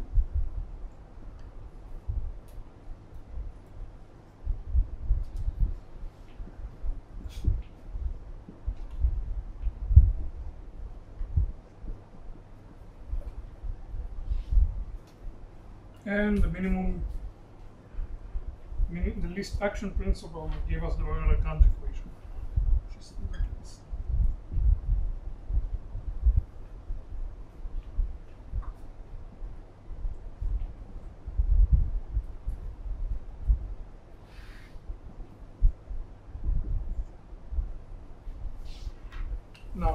Now again, this is a good time to reiterate the idea of demi-variables.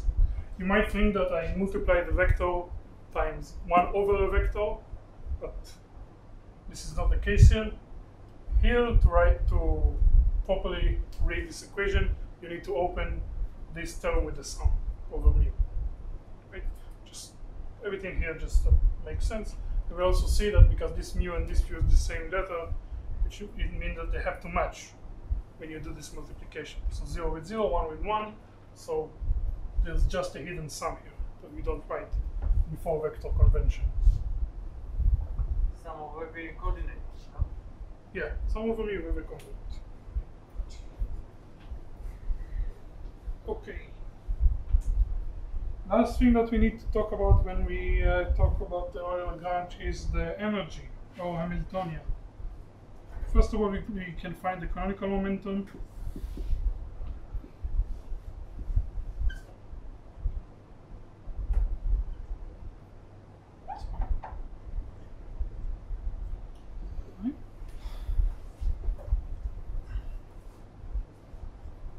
And then the Hamiltonian density will equal sum over I, pi I, 0 I, minus H.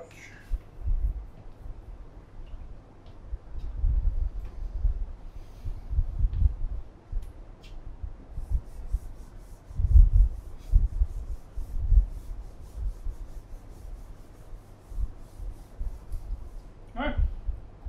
So let's use all this in the F matrix to get the Maxwell equation again.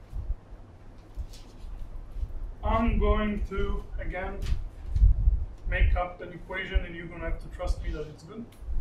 I think 2 years ago I went into depth why this equation is fine. So if you really care about it, you can look at on the recordings from last year, something like that. But today you just have to trust me. Lagrangian goes like some constant time f mu u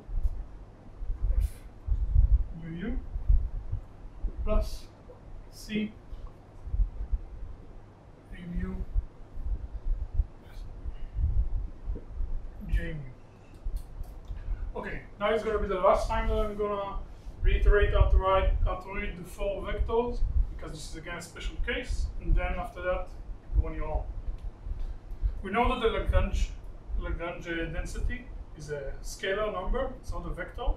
Therefore, we can apply this on the right side of this equation. So while there's only one index here, for example, in the a mu times j mu, we know that this entire thing has to be scalar. So here it has to be a sum. You cannot write it as a vector. Here again, but in matrix, the same idea. So you want to find C1 and C2. מה ההבדל עם ה-mu כתובת למעלה או למטה? Covariant and contravariant. We talked about it before. So again, x mu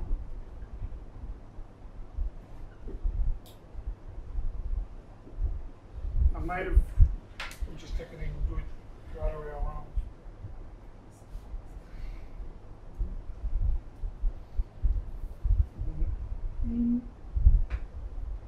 Yeah, wrote it the other way around. Okay. So let's do the other Lagrange process for this. Well, our fields, the first thing that we need to do is identify our field in our Lagrange equation. Well, our field are the potential field. A, and over here, there's hidden a few derivatives of A. So,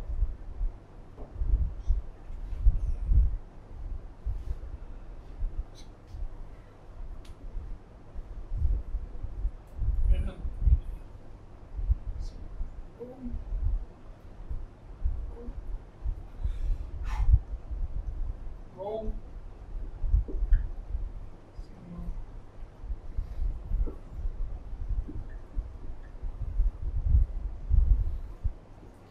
Note that I change it to rho and sigma just so we won't be confused with the mu u here. Alright, let's do it step by step. The first one. Well, we know F, our electromagnetic tensor,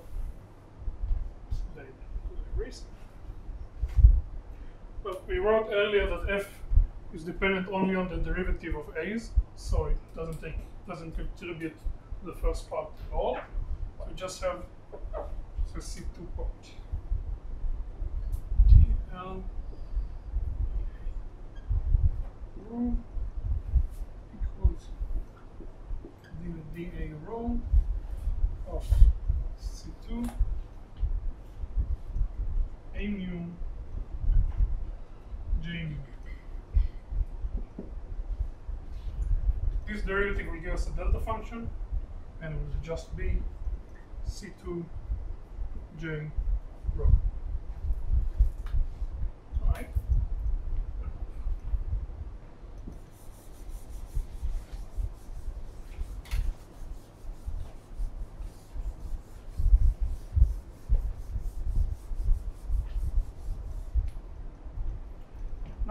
Now the bit is a bit more complicated. First of all, for the second part of the Hamiltonian, we have the Euler-Lagrange equation. Sorry. Second part of the Euler-Lagrange equation. This term vanishes.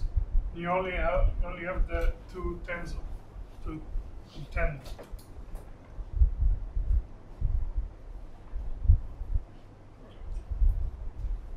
Let's see what's comes off this product. So we just have to use the equation we got before. We used before to create the terms.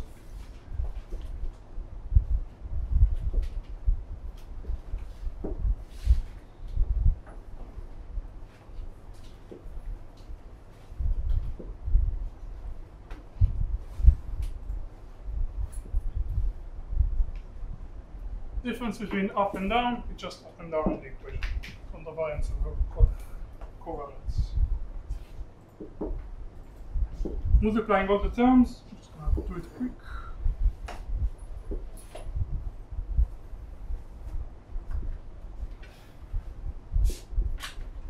Goodbye.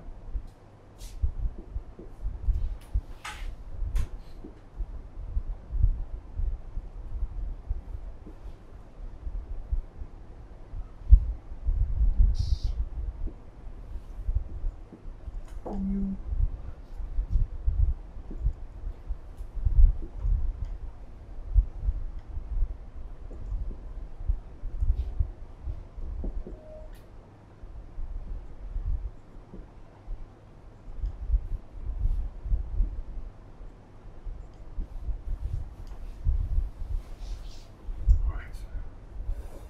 Now, let's remember that mu and u here are just demi-variable. They don't mean anything. I can take a term, for example, this term, and count it in reverse. That means I can put u where mu is and u when u is. It wouldn't change anything. So let me do this for these two terms, the two bottom terms. Now if we replace the index here and the index here, we'll see that these two terms are the same, and these two terms are the same. You can just simply write it as 2 times d mu au d mu au minus d mu au du mu.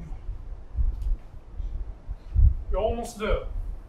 Note that in our derivative here, we use a lowercase as the covariance or the contravariance. So these two terms are really annoying. How can we remove them?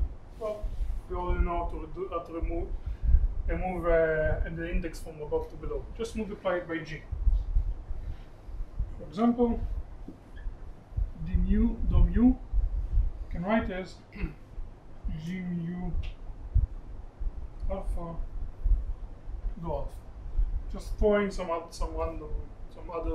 demi-variable in the mix. I can do it to all four. To save time, I won't write all the four terms that I need to reduce explicitly, but it's in the note explicitly.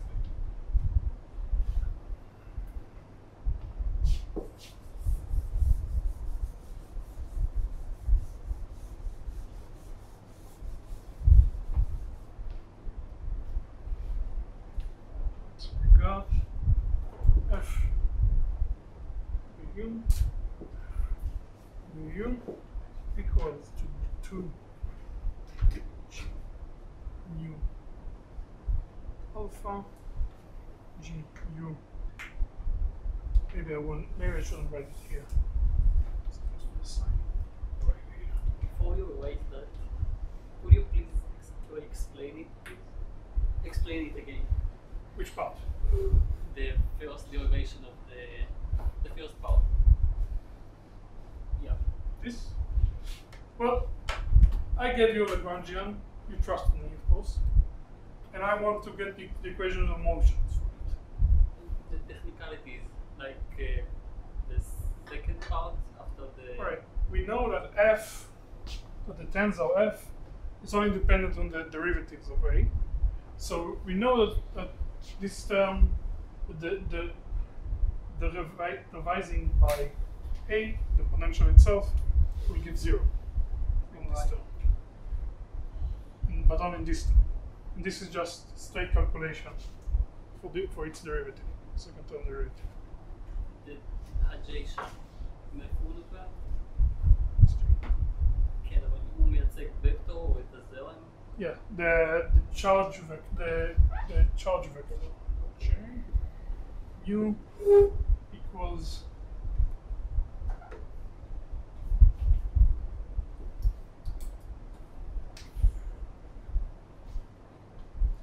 אוקיי, וההכפלה שלו בטנזור הראשון. זה הולך להביא A1, J1, A2, J2, נכון? כן. yeah. J, we start with 0. A0, J0, A1, J1. Again, A0 is the scalar potential, and J0 is the charge density. And then here we're doing the same just for the other term of the order count. Right.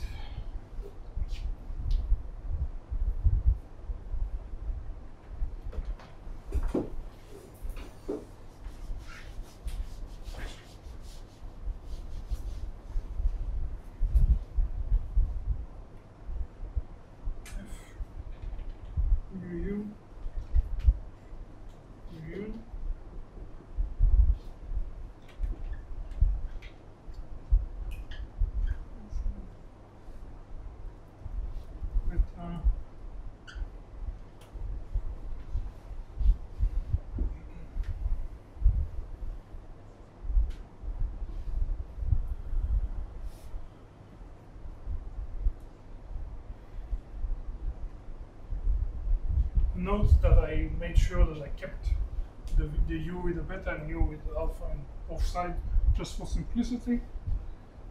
And time to U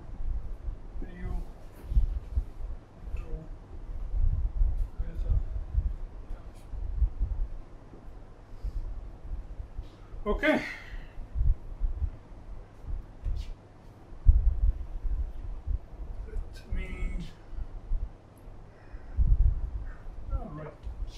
Can you see here? Right here? Yeah. No? Alright. Just gonna erase this. Don't need this anymore.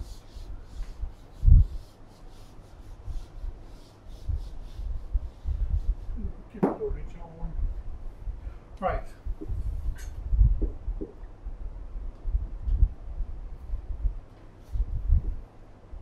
Sigma rho equals 2C1, yeah, times tau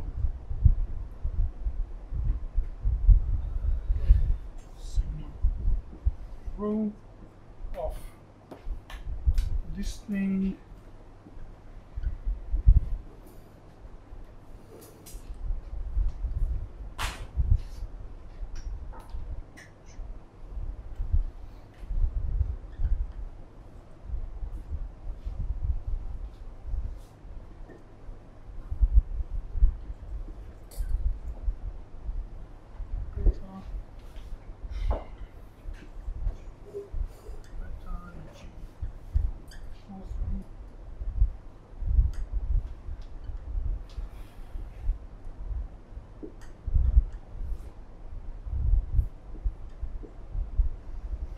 Okay. Now all these derivatives will give us different deltas. So 2C1, I'm just going to tell you that, right, I'm not going to do this fully, but G matrix can be replaced to just diagonal matrices, so these two can be replaced as much as I want, and I can take them out. This will make things much shorter. Oh no, not again.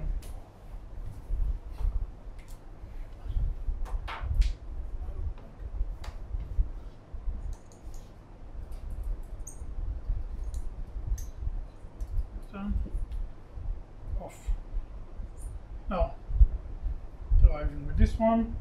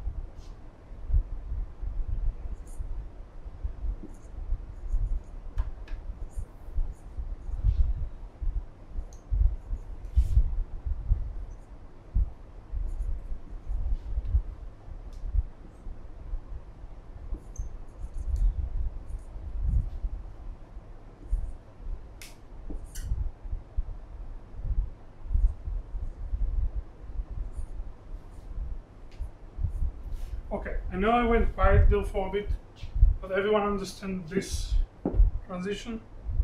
Yes? Just was a lot of writing. Right. So, I have a question. yes. Did you need to assume that the derivative of the metric is 0 to it? This metric is just a constant. In Minkowski spacetime, yes, but not in a general spacetime. If you're talking deep into general relativity, I don't know much about. I don't know a lot about general, but here it's just a constant. Also, if it's not directly dependent on this derivative term of the field, then it again doesn't matter. Oh yeah, I was talking about the most left derivative. Right? You have dr of the whole derivative. Yeah, dr of this, right? Oh, yeah, I mean what comes here? Yeah. Yeah, it should be dependent, but again, Okay. yeah, it's not. Okay. So putting in all these deltas will get very annoying. I'm putting in the deltas, trying to keep my sigma and rho, because this is the term, so the indexes that I use for the Lagrange equation. So 2C1 G sigma alpha G rho beta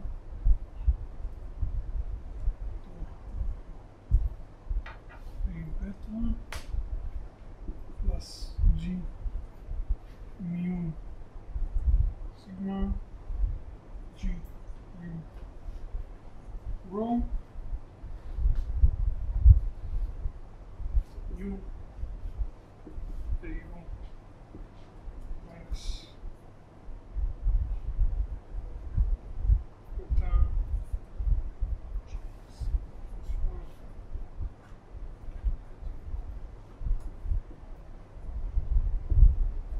minus finally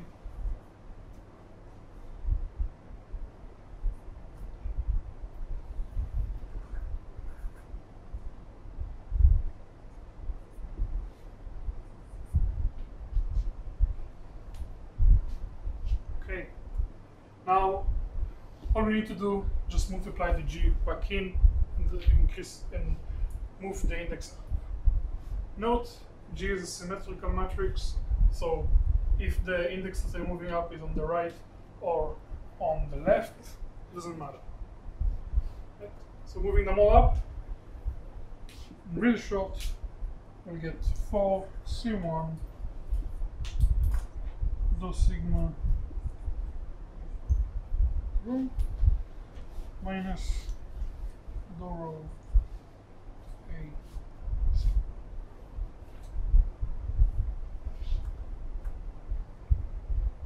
Now, some of you are keen-eyed will see that this is just again a tensor. So we get 4C1 F and sigma rho.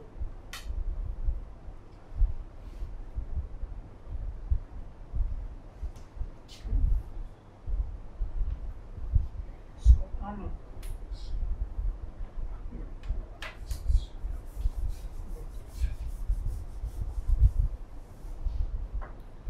Okay, so using the two solutions that we found before, the two part of this equation, we know that we get C2 J rho minus 4C1 rho D sigma sigma rho equals to 0.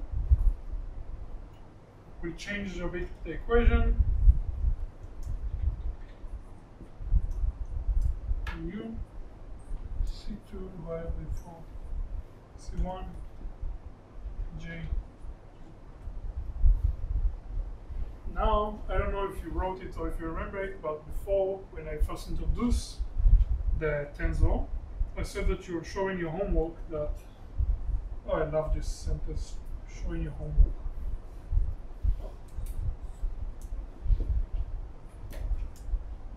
GU.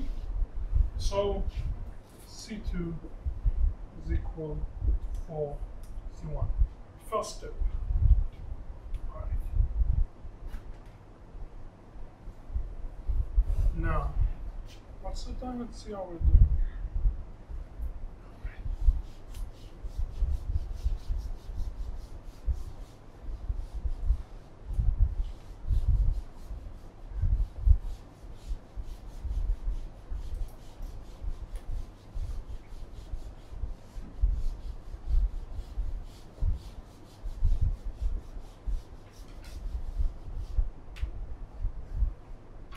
Okay, so how do we find the next equation, the next condition? Well, anyone has a guess before I say it? You can use the energy equation. We know that the electromagnetic energy potential equal to 1/2 integration of all space E squared plus B squared.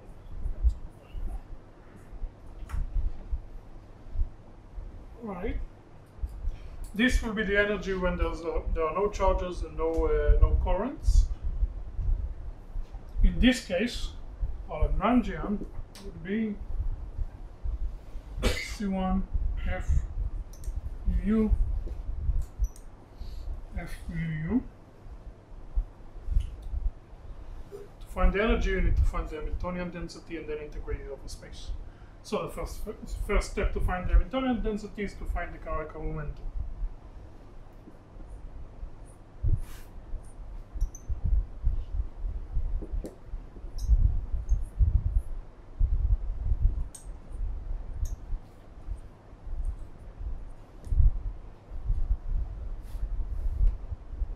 Right? Now we already found this derivative right here. So we know this will just be 4C1 F0 sigma. Right? Now, rushing quick to H. So will just be mu 0 mu minus Lagrangian. All right. Now we want to get back to terms of the electric and magnetic field, because this is a very simple way to write the energy. So let's try to do it here, starting with the Lagrangian term. Lagrangian term equals C1 times sum over UU of F UU F UU. Now I erased it, I'm just going to write it again. I'll remind you that F UU equals to 0, 1, 2, 3, 1, minus 2, minus 3, 0, 3, 2, 0, minus 3.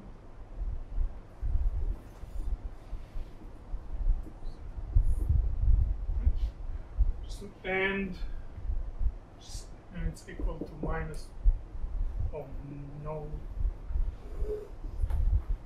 minus F.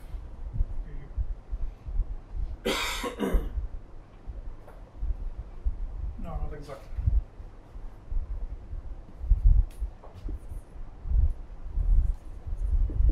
U equals to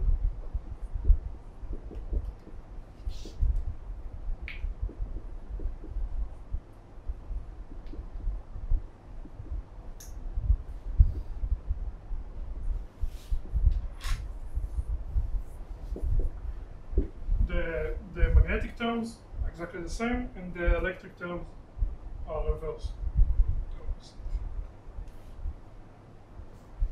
So this entire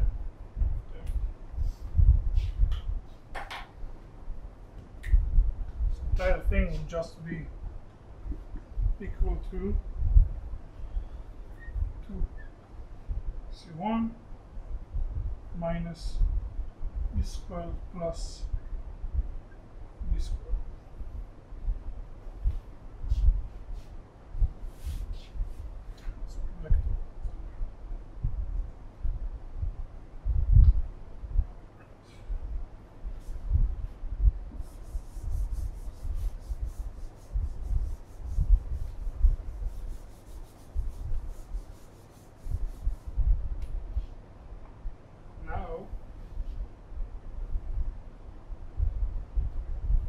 For the second part of the Hamiltonian, let's start here.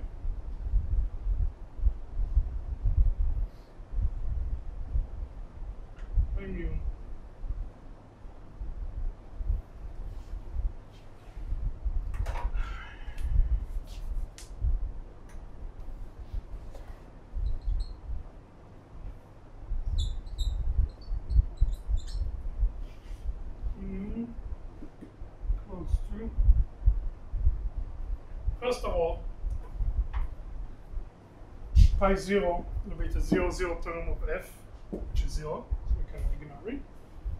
And the other terms will be just E1, E2, E3, or we can just write EI or E vector will just be equal to 4C1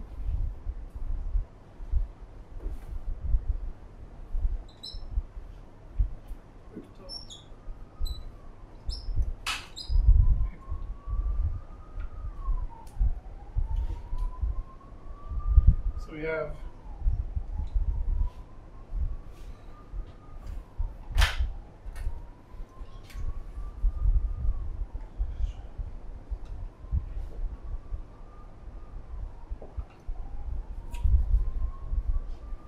anyone has any markers?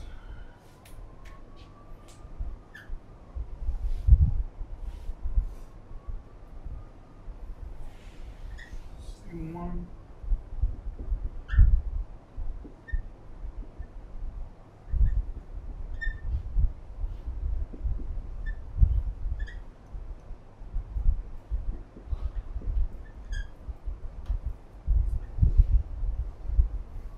B squared. Now I'm gonna do a little trick to help with this part right here. First of all, I'm gonna add and subtract 2 E gradient A 0. So each will be 4C1. Yes, 2C1.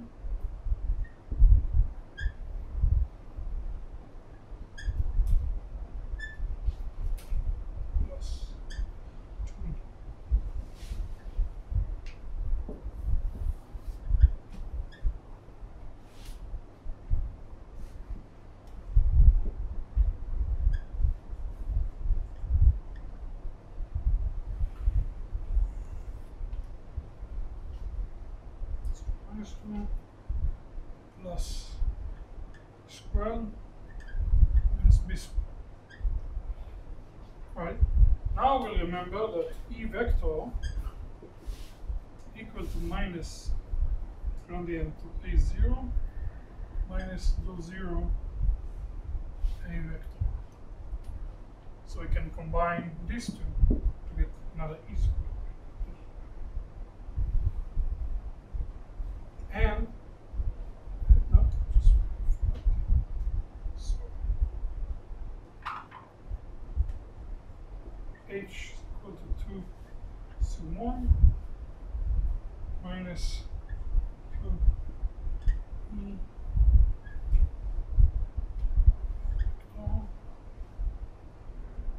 minus 2 E vector gradient A0 E squared minus B squared. Any question about this step?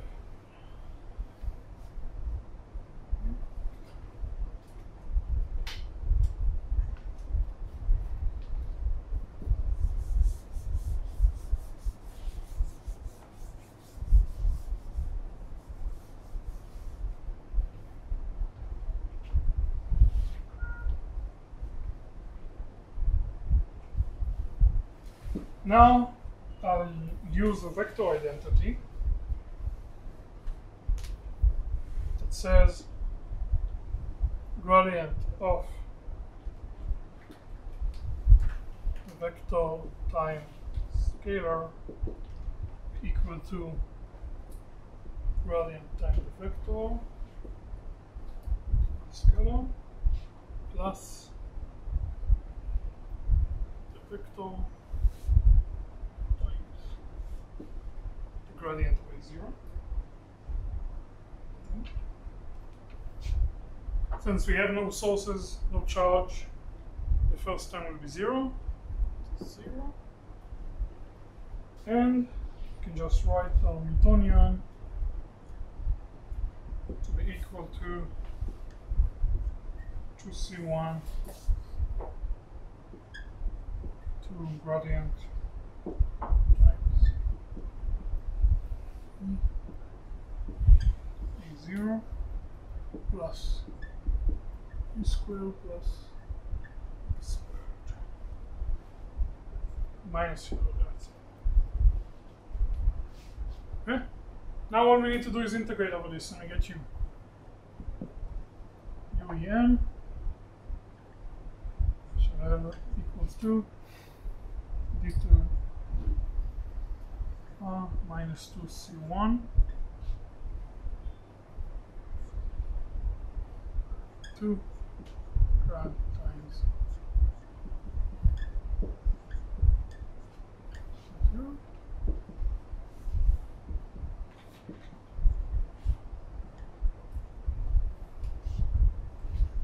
Okay.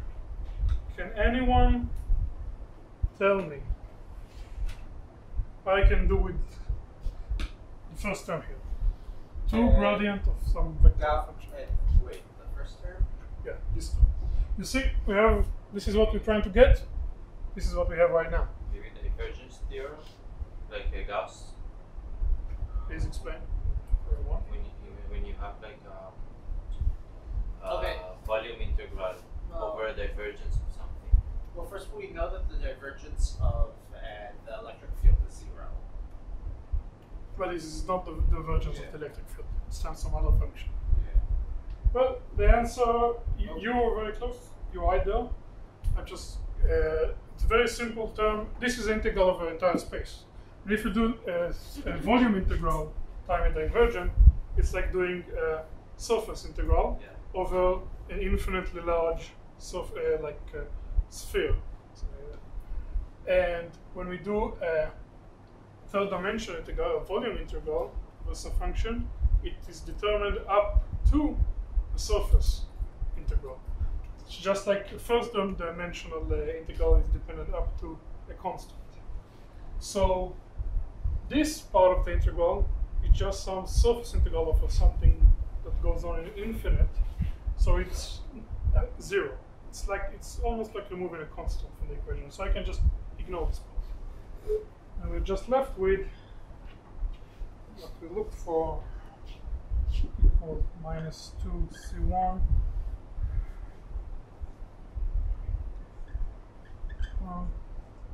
e squared times b squared. Right.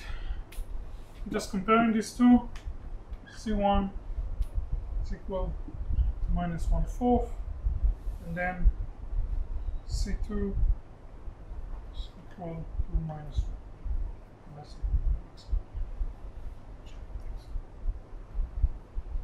And everything's good.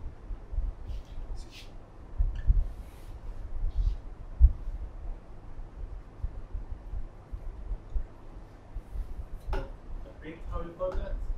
Well, this Yeah, that's good. minus 2c1 needs to be equal to 1/2. So this is the known equation. there from, okay. Just comparing to And what then we this is for the first. Now I'm gonna erase the board for a second, and then So the H that you used, you just didn't want to do the squiggly H, right? It's the Hamiltonian density. yeah, I'm just bad at writing. Okay. Okay, I'm gonna erase stuff. We'll continue in a second.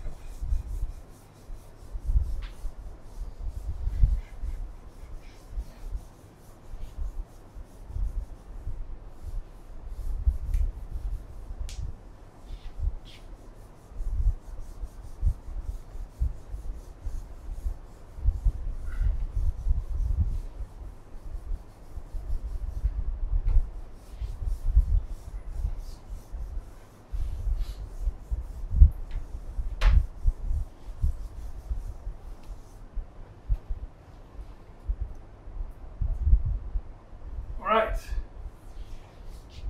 כן, אני יכול לשאול רגע, אנחנו בעצם בנינו את הלגרנג'יאן בהתאם לאנרגיה שאנחנו יודעים אותה מראש במשוואות מקסוול. אז איזה עוד מידע הלגרנג'יאן יכול להניב לנו חוץ ממה שאנחנו מתחילה בנינו כדי לקבל את הלגרנג'יאן? Well, this question, this example was, it was like experiment in futility. Okay. It's just something to show something cool. Except, But now we're gonna learn something new that I don't think I'm pretty sure no one here saw before. That you can use Euler-Lagrange equation for, which is the proof of conservation. A lot of stuff.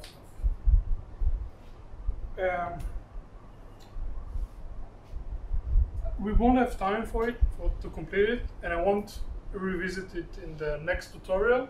So consider this part of your homework as optional. Just saying, because I don't think we'll finish Noether theorem, which is what we do right now. But it's a very interesting subject, so I'll still try to give it to you. All right. Now, you probably heard before that we talk about Maxwell equation, that they are gauge invariant. Without making too much of a complication, gauge invariant means that if we have some sort of potential, we can transform this potential up to a derivative, full derivative of some arbitrary function, and then the mechanic of the system will change. Now I want to claim that using only this gauge invariance knowledge, we can prove that there's conservation of charge in the system. So let's take this gauge variance and see what it does to our Lagrangian. That's the first step when we do our Lagrange. So again, I'm going to write Lagrangian here, for example, equals to 1 minus 4 f u minus g. Okay. And if you open up the f to get the potential again, 4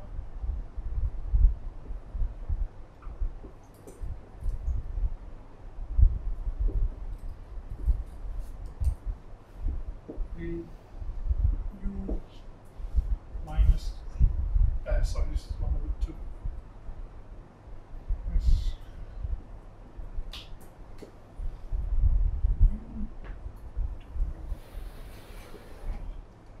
U and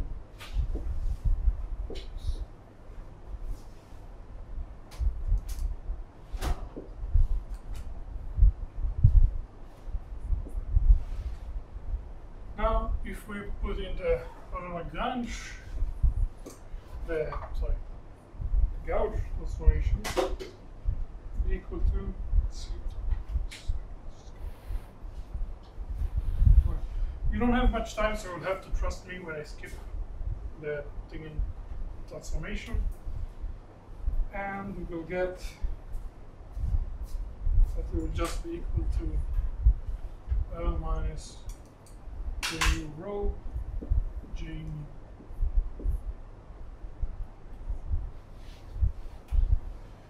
The full process is in the notes, and I think for future tutorial I will upload the notes before the class, like a few days before, so you can have it on yourself. Okay.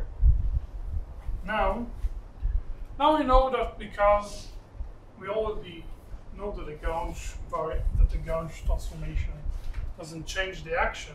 We know that S minus S tag will equal to 0. But we also know that will be equal to the integral of x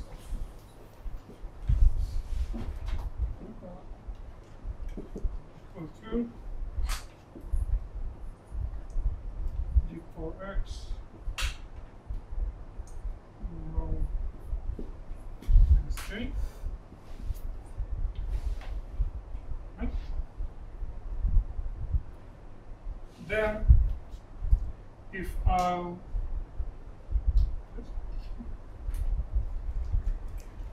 integrate this term by parts, I know that d4x of rho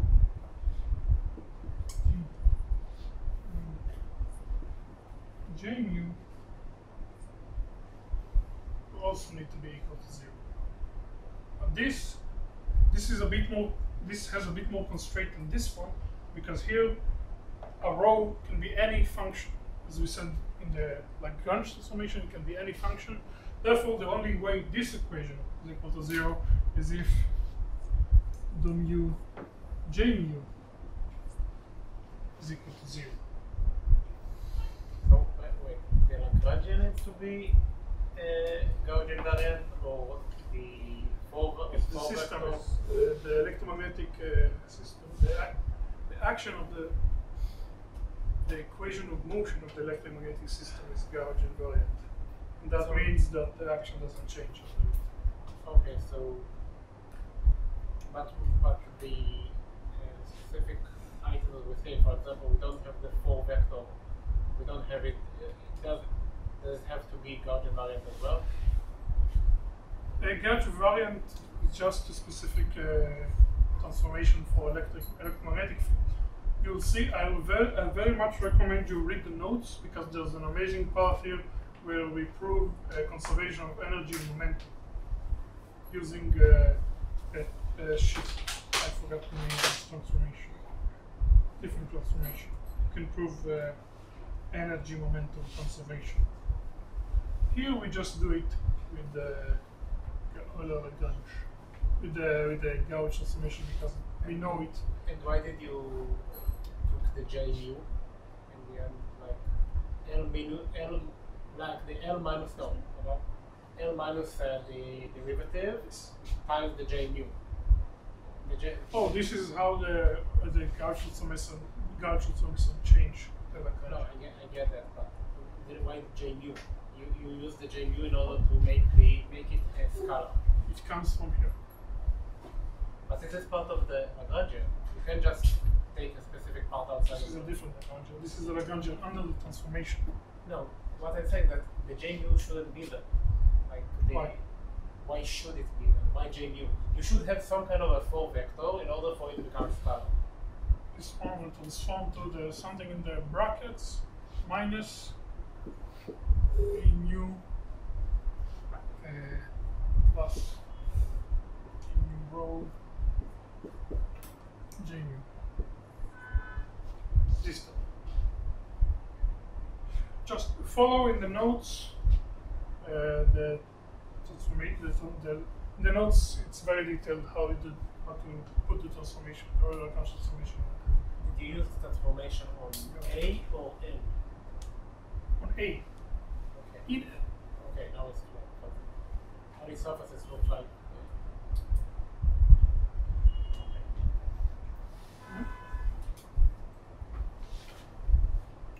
But if we'll open this equation up, we got here, we just find the rho equals gradient J vector.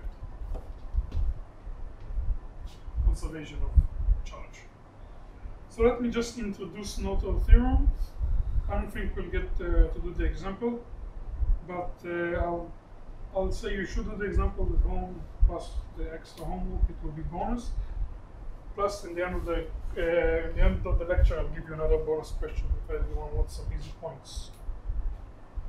So, Norton theorem. Let us just present it.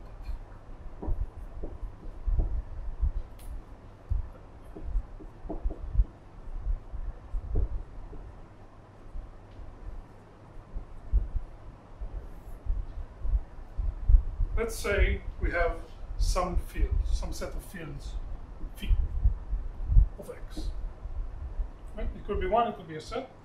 And we express some sort of slight transformation where phi of x dot be equal to phi of x plus alpha delta phi of x.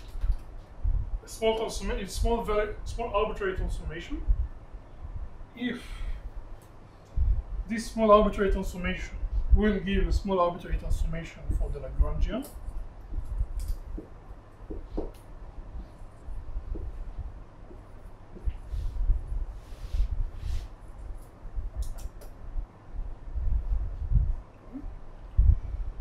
and now, if we know that our Lagrangian is equal to is dependent on phi of x times derivative phi of x, we can approximate this small change to be the first order derivative, the first order approximation for this change, which would be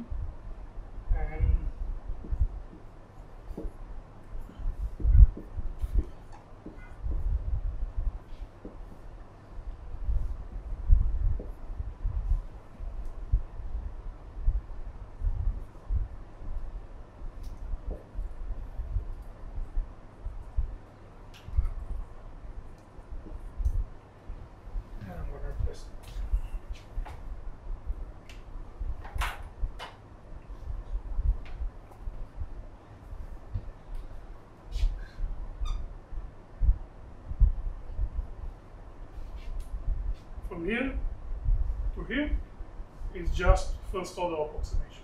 And if we look at here, first derivative. Right, now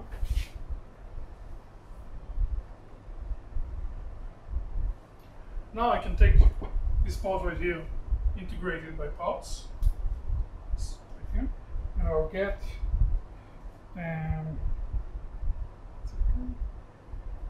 like this is another type thing integrated by parts.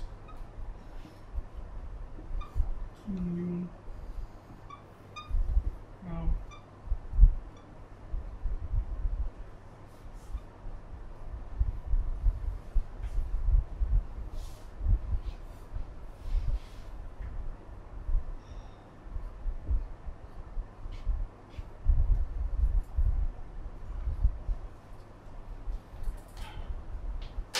usually I put my own pen.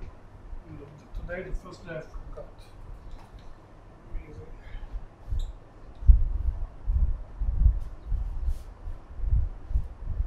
Minus mu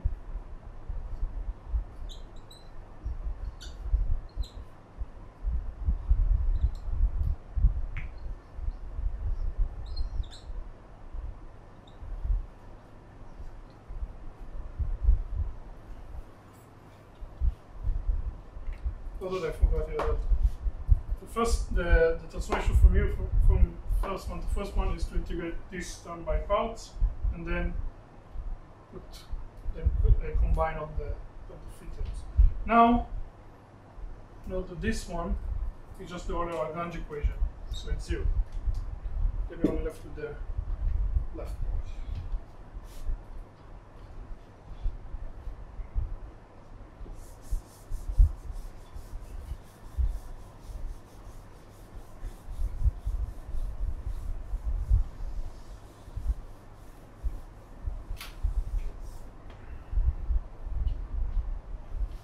Now, after we did this small amount of prep work, the Noether theorem itself. So we have a transformation that does to do this.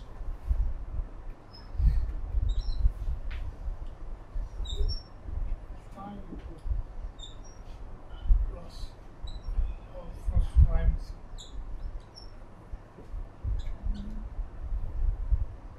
Note. In the general example, this would be J mu. Just for simplicity, I'll put J. Now, the change in action would just be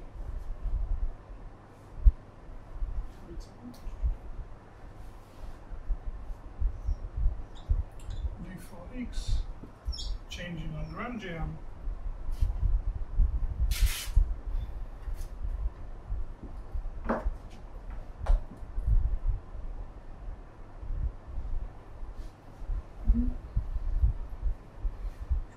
Equal to alpha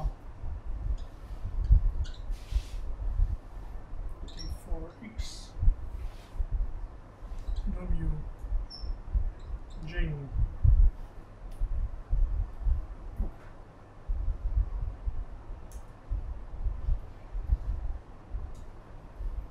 Right? This is again a surface integral over an infinitely sized field. We're just going to be equal some constant.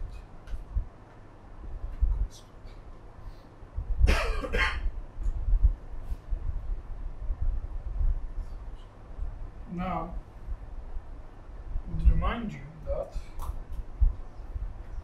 du of rho L dot w phi phi equal w j mu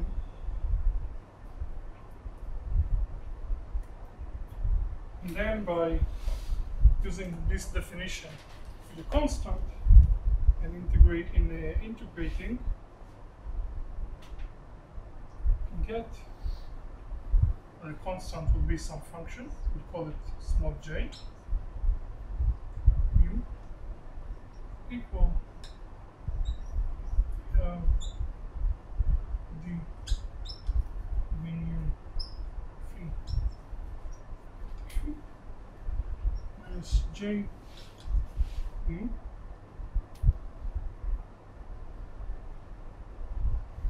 which of course if we the derivative of this j mu is 0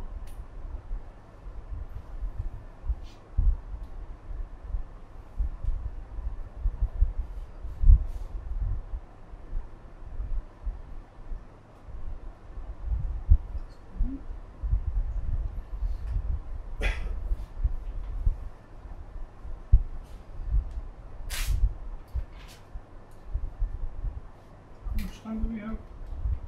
This theorem is not very simple without explanation.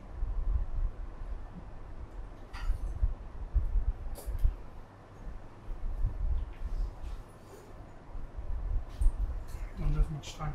Don't have enough time. Then taking the zero term here,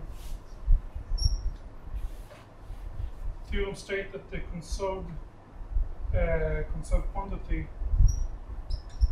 is equal to the space integral over the time derivative of j, over the time element of j. Small. It seems quite complex in the statement, but if we had time for the example, we would see that it's actually pretty simple to achieve.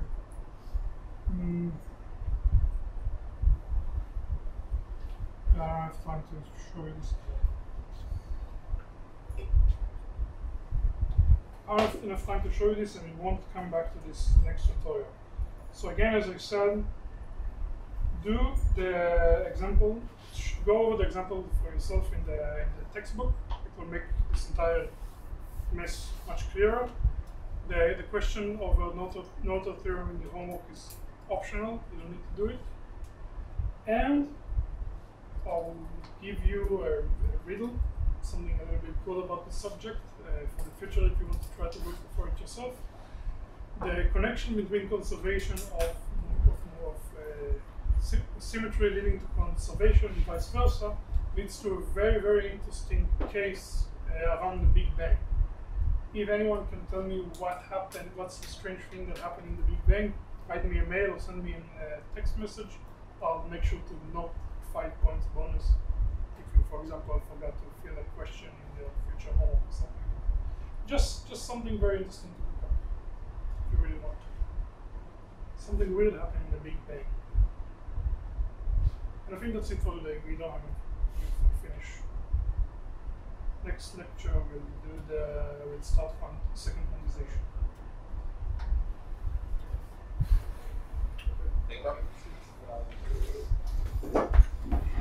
Anyone? If anyone gave me a marker, anyone go?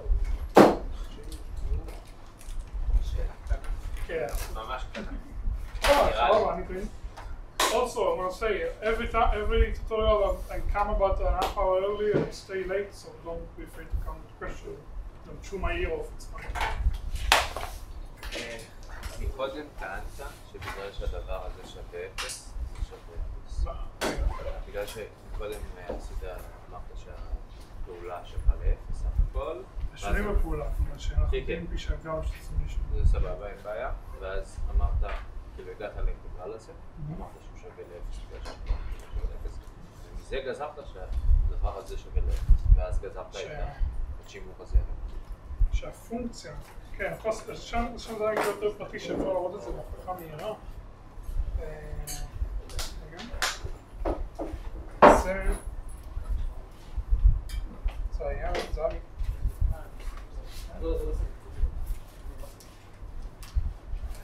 זה היה עכשיו, שים לב פה לא יכולתי להגיד שפונקציה שווה ל-0 בגלל שזה סיגמה איזושהי פונקציה כללית כפול J, אבל פה נגזרת של פונקציה כללית כפול J, אז יש פה איזה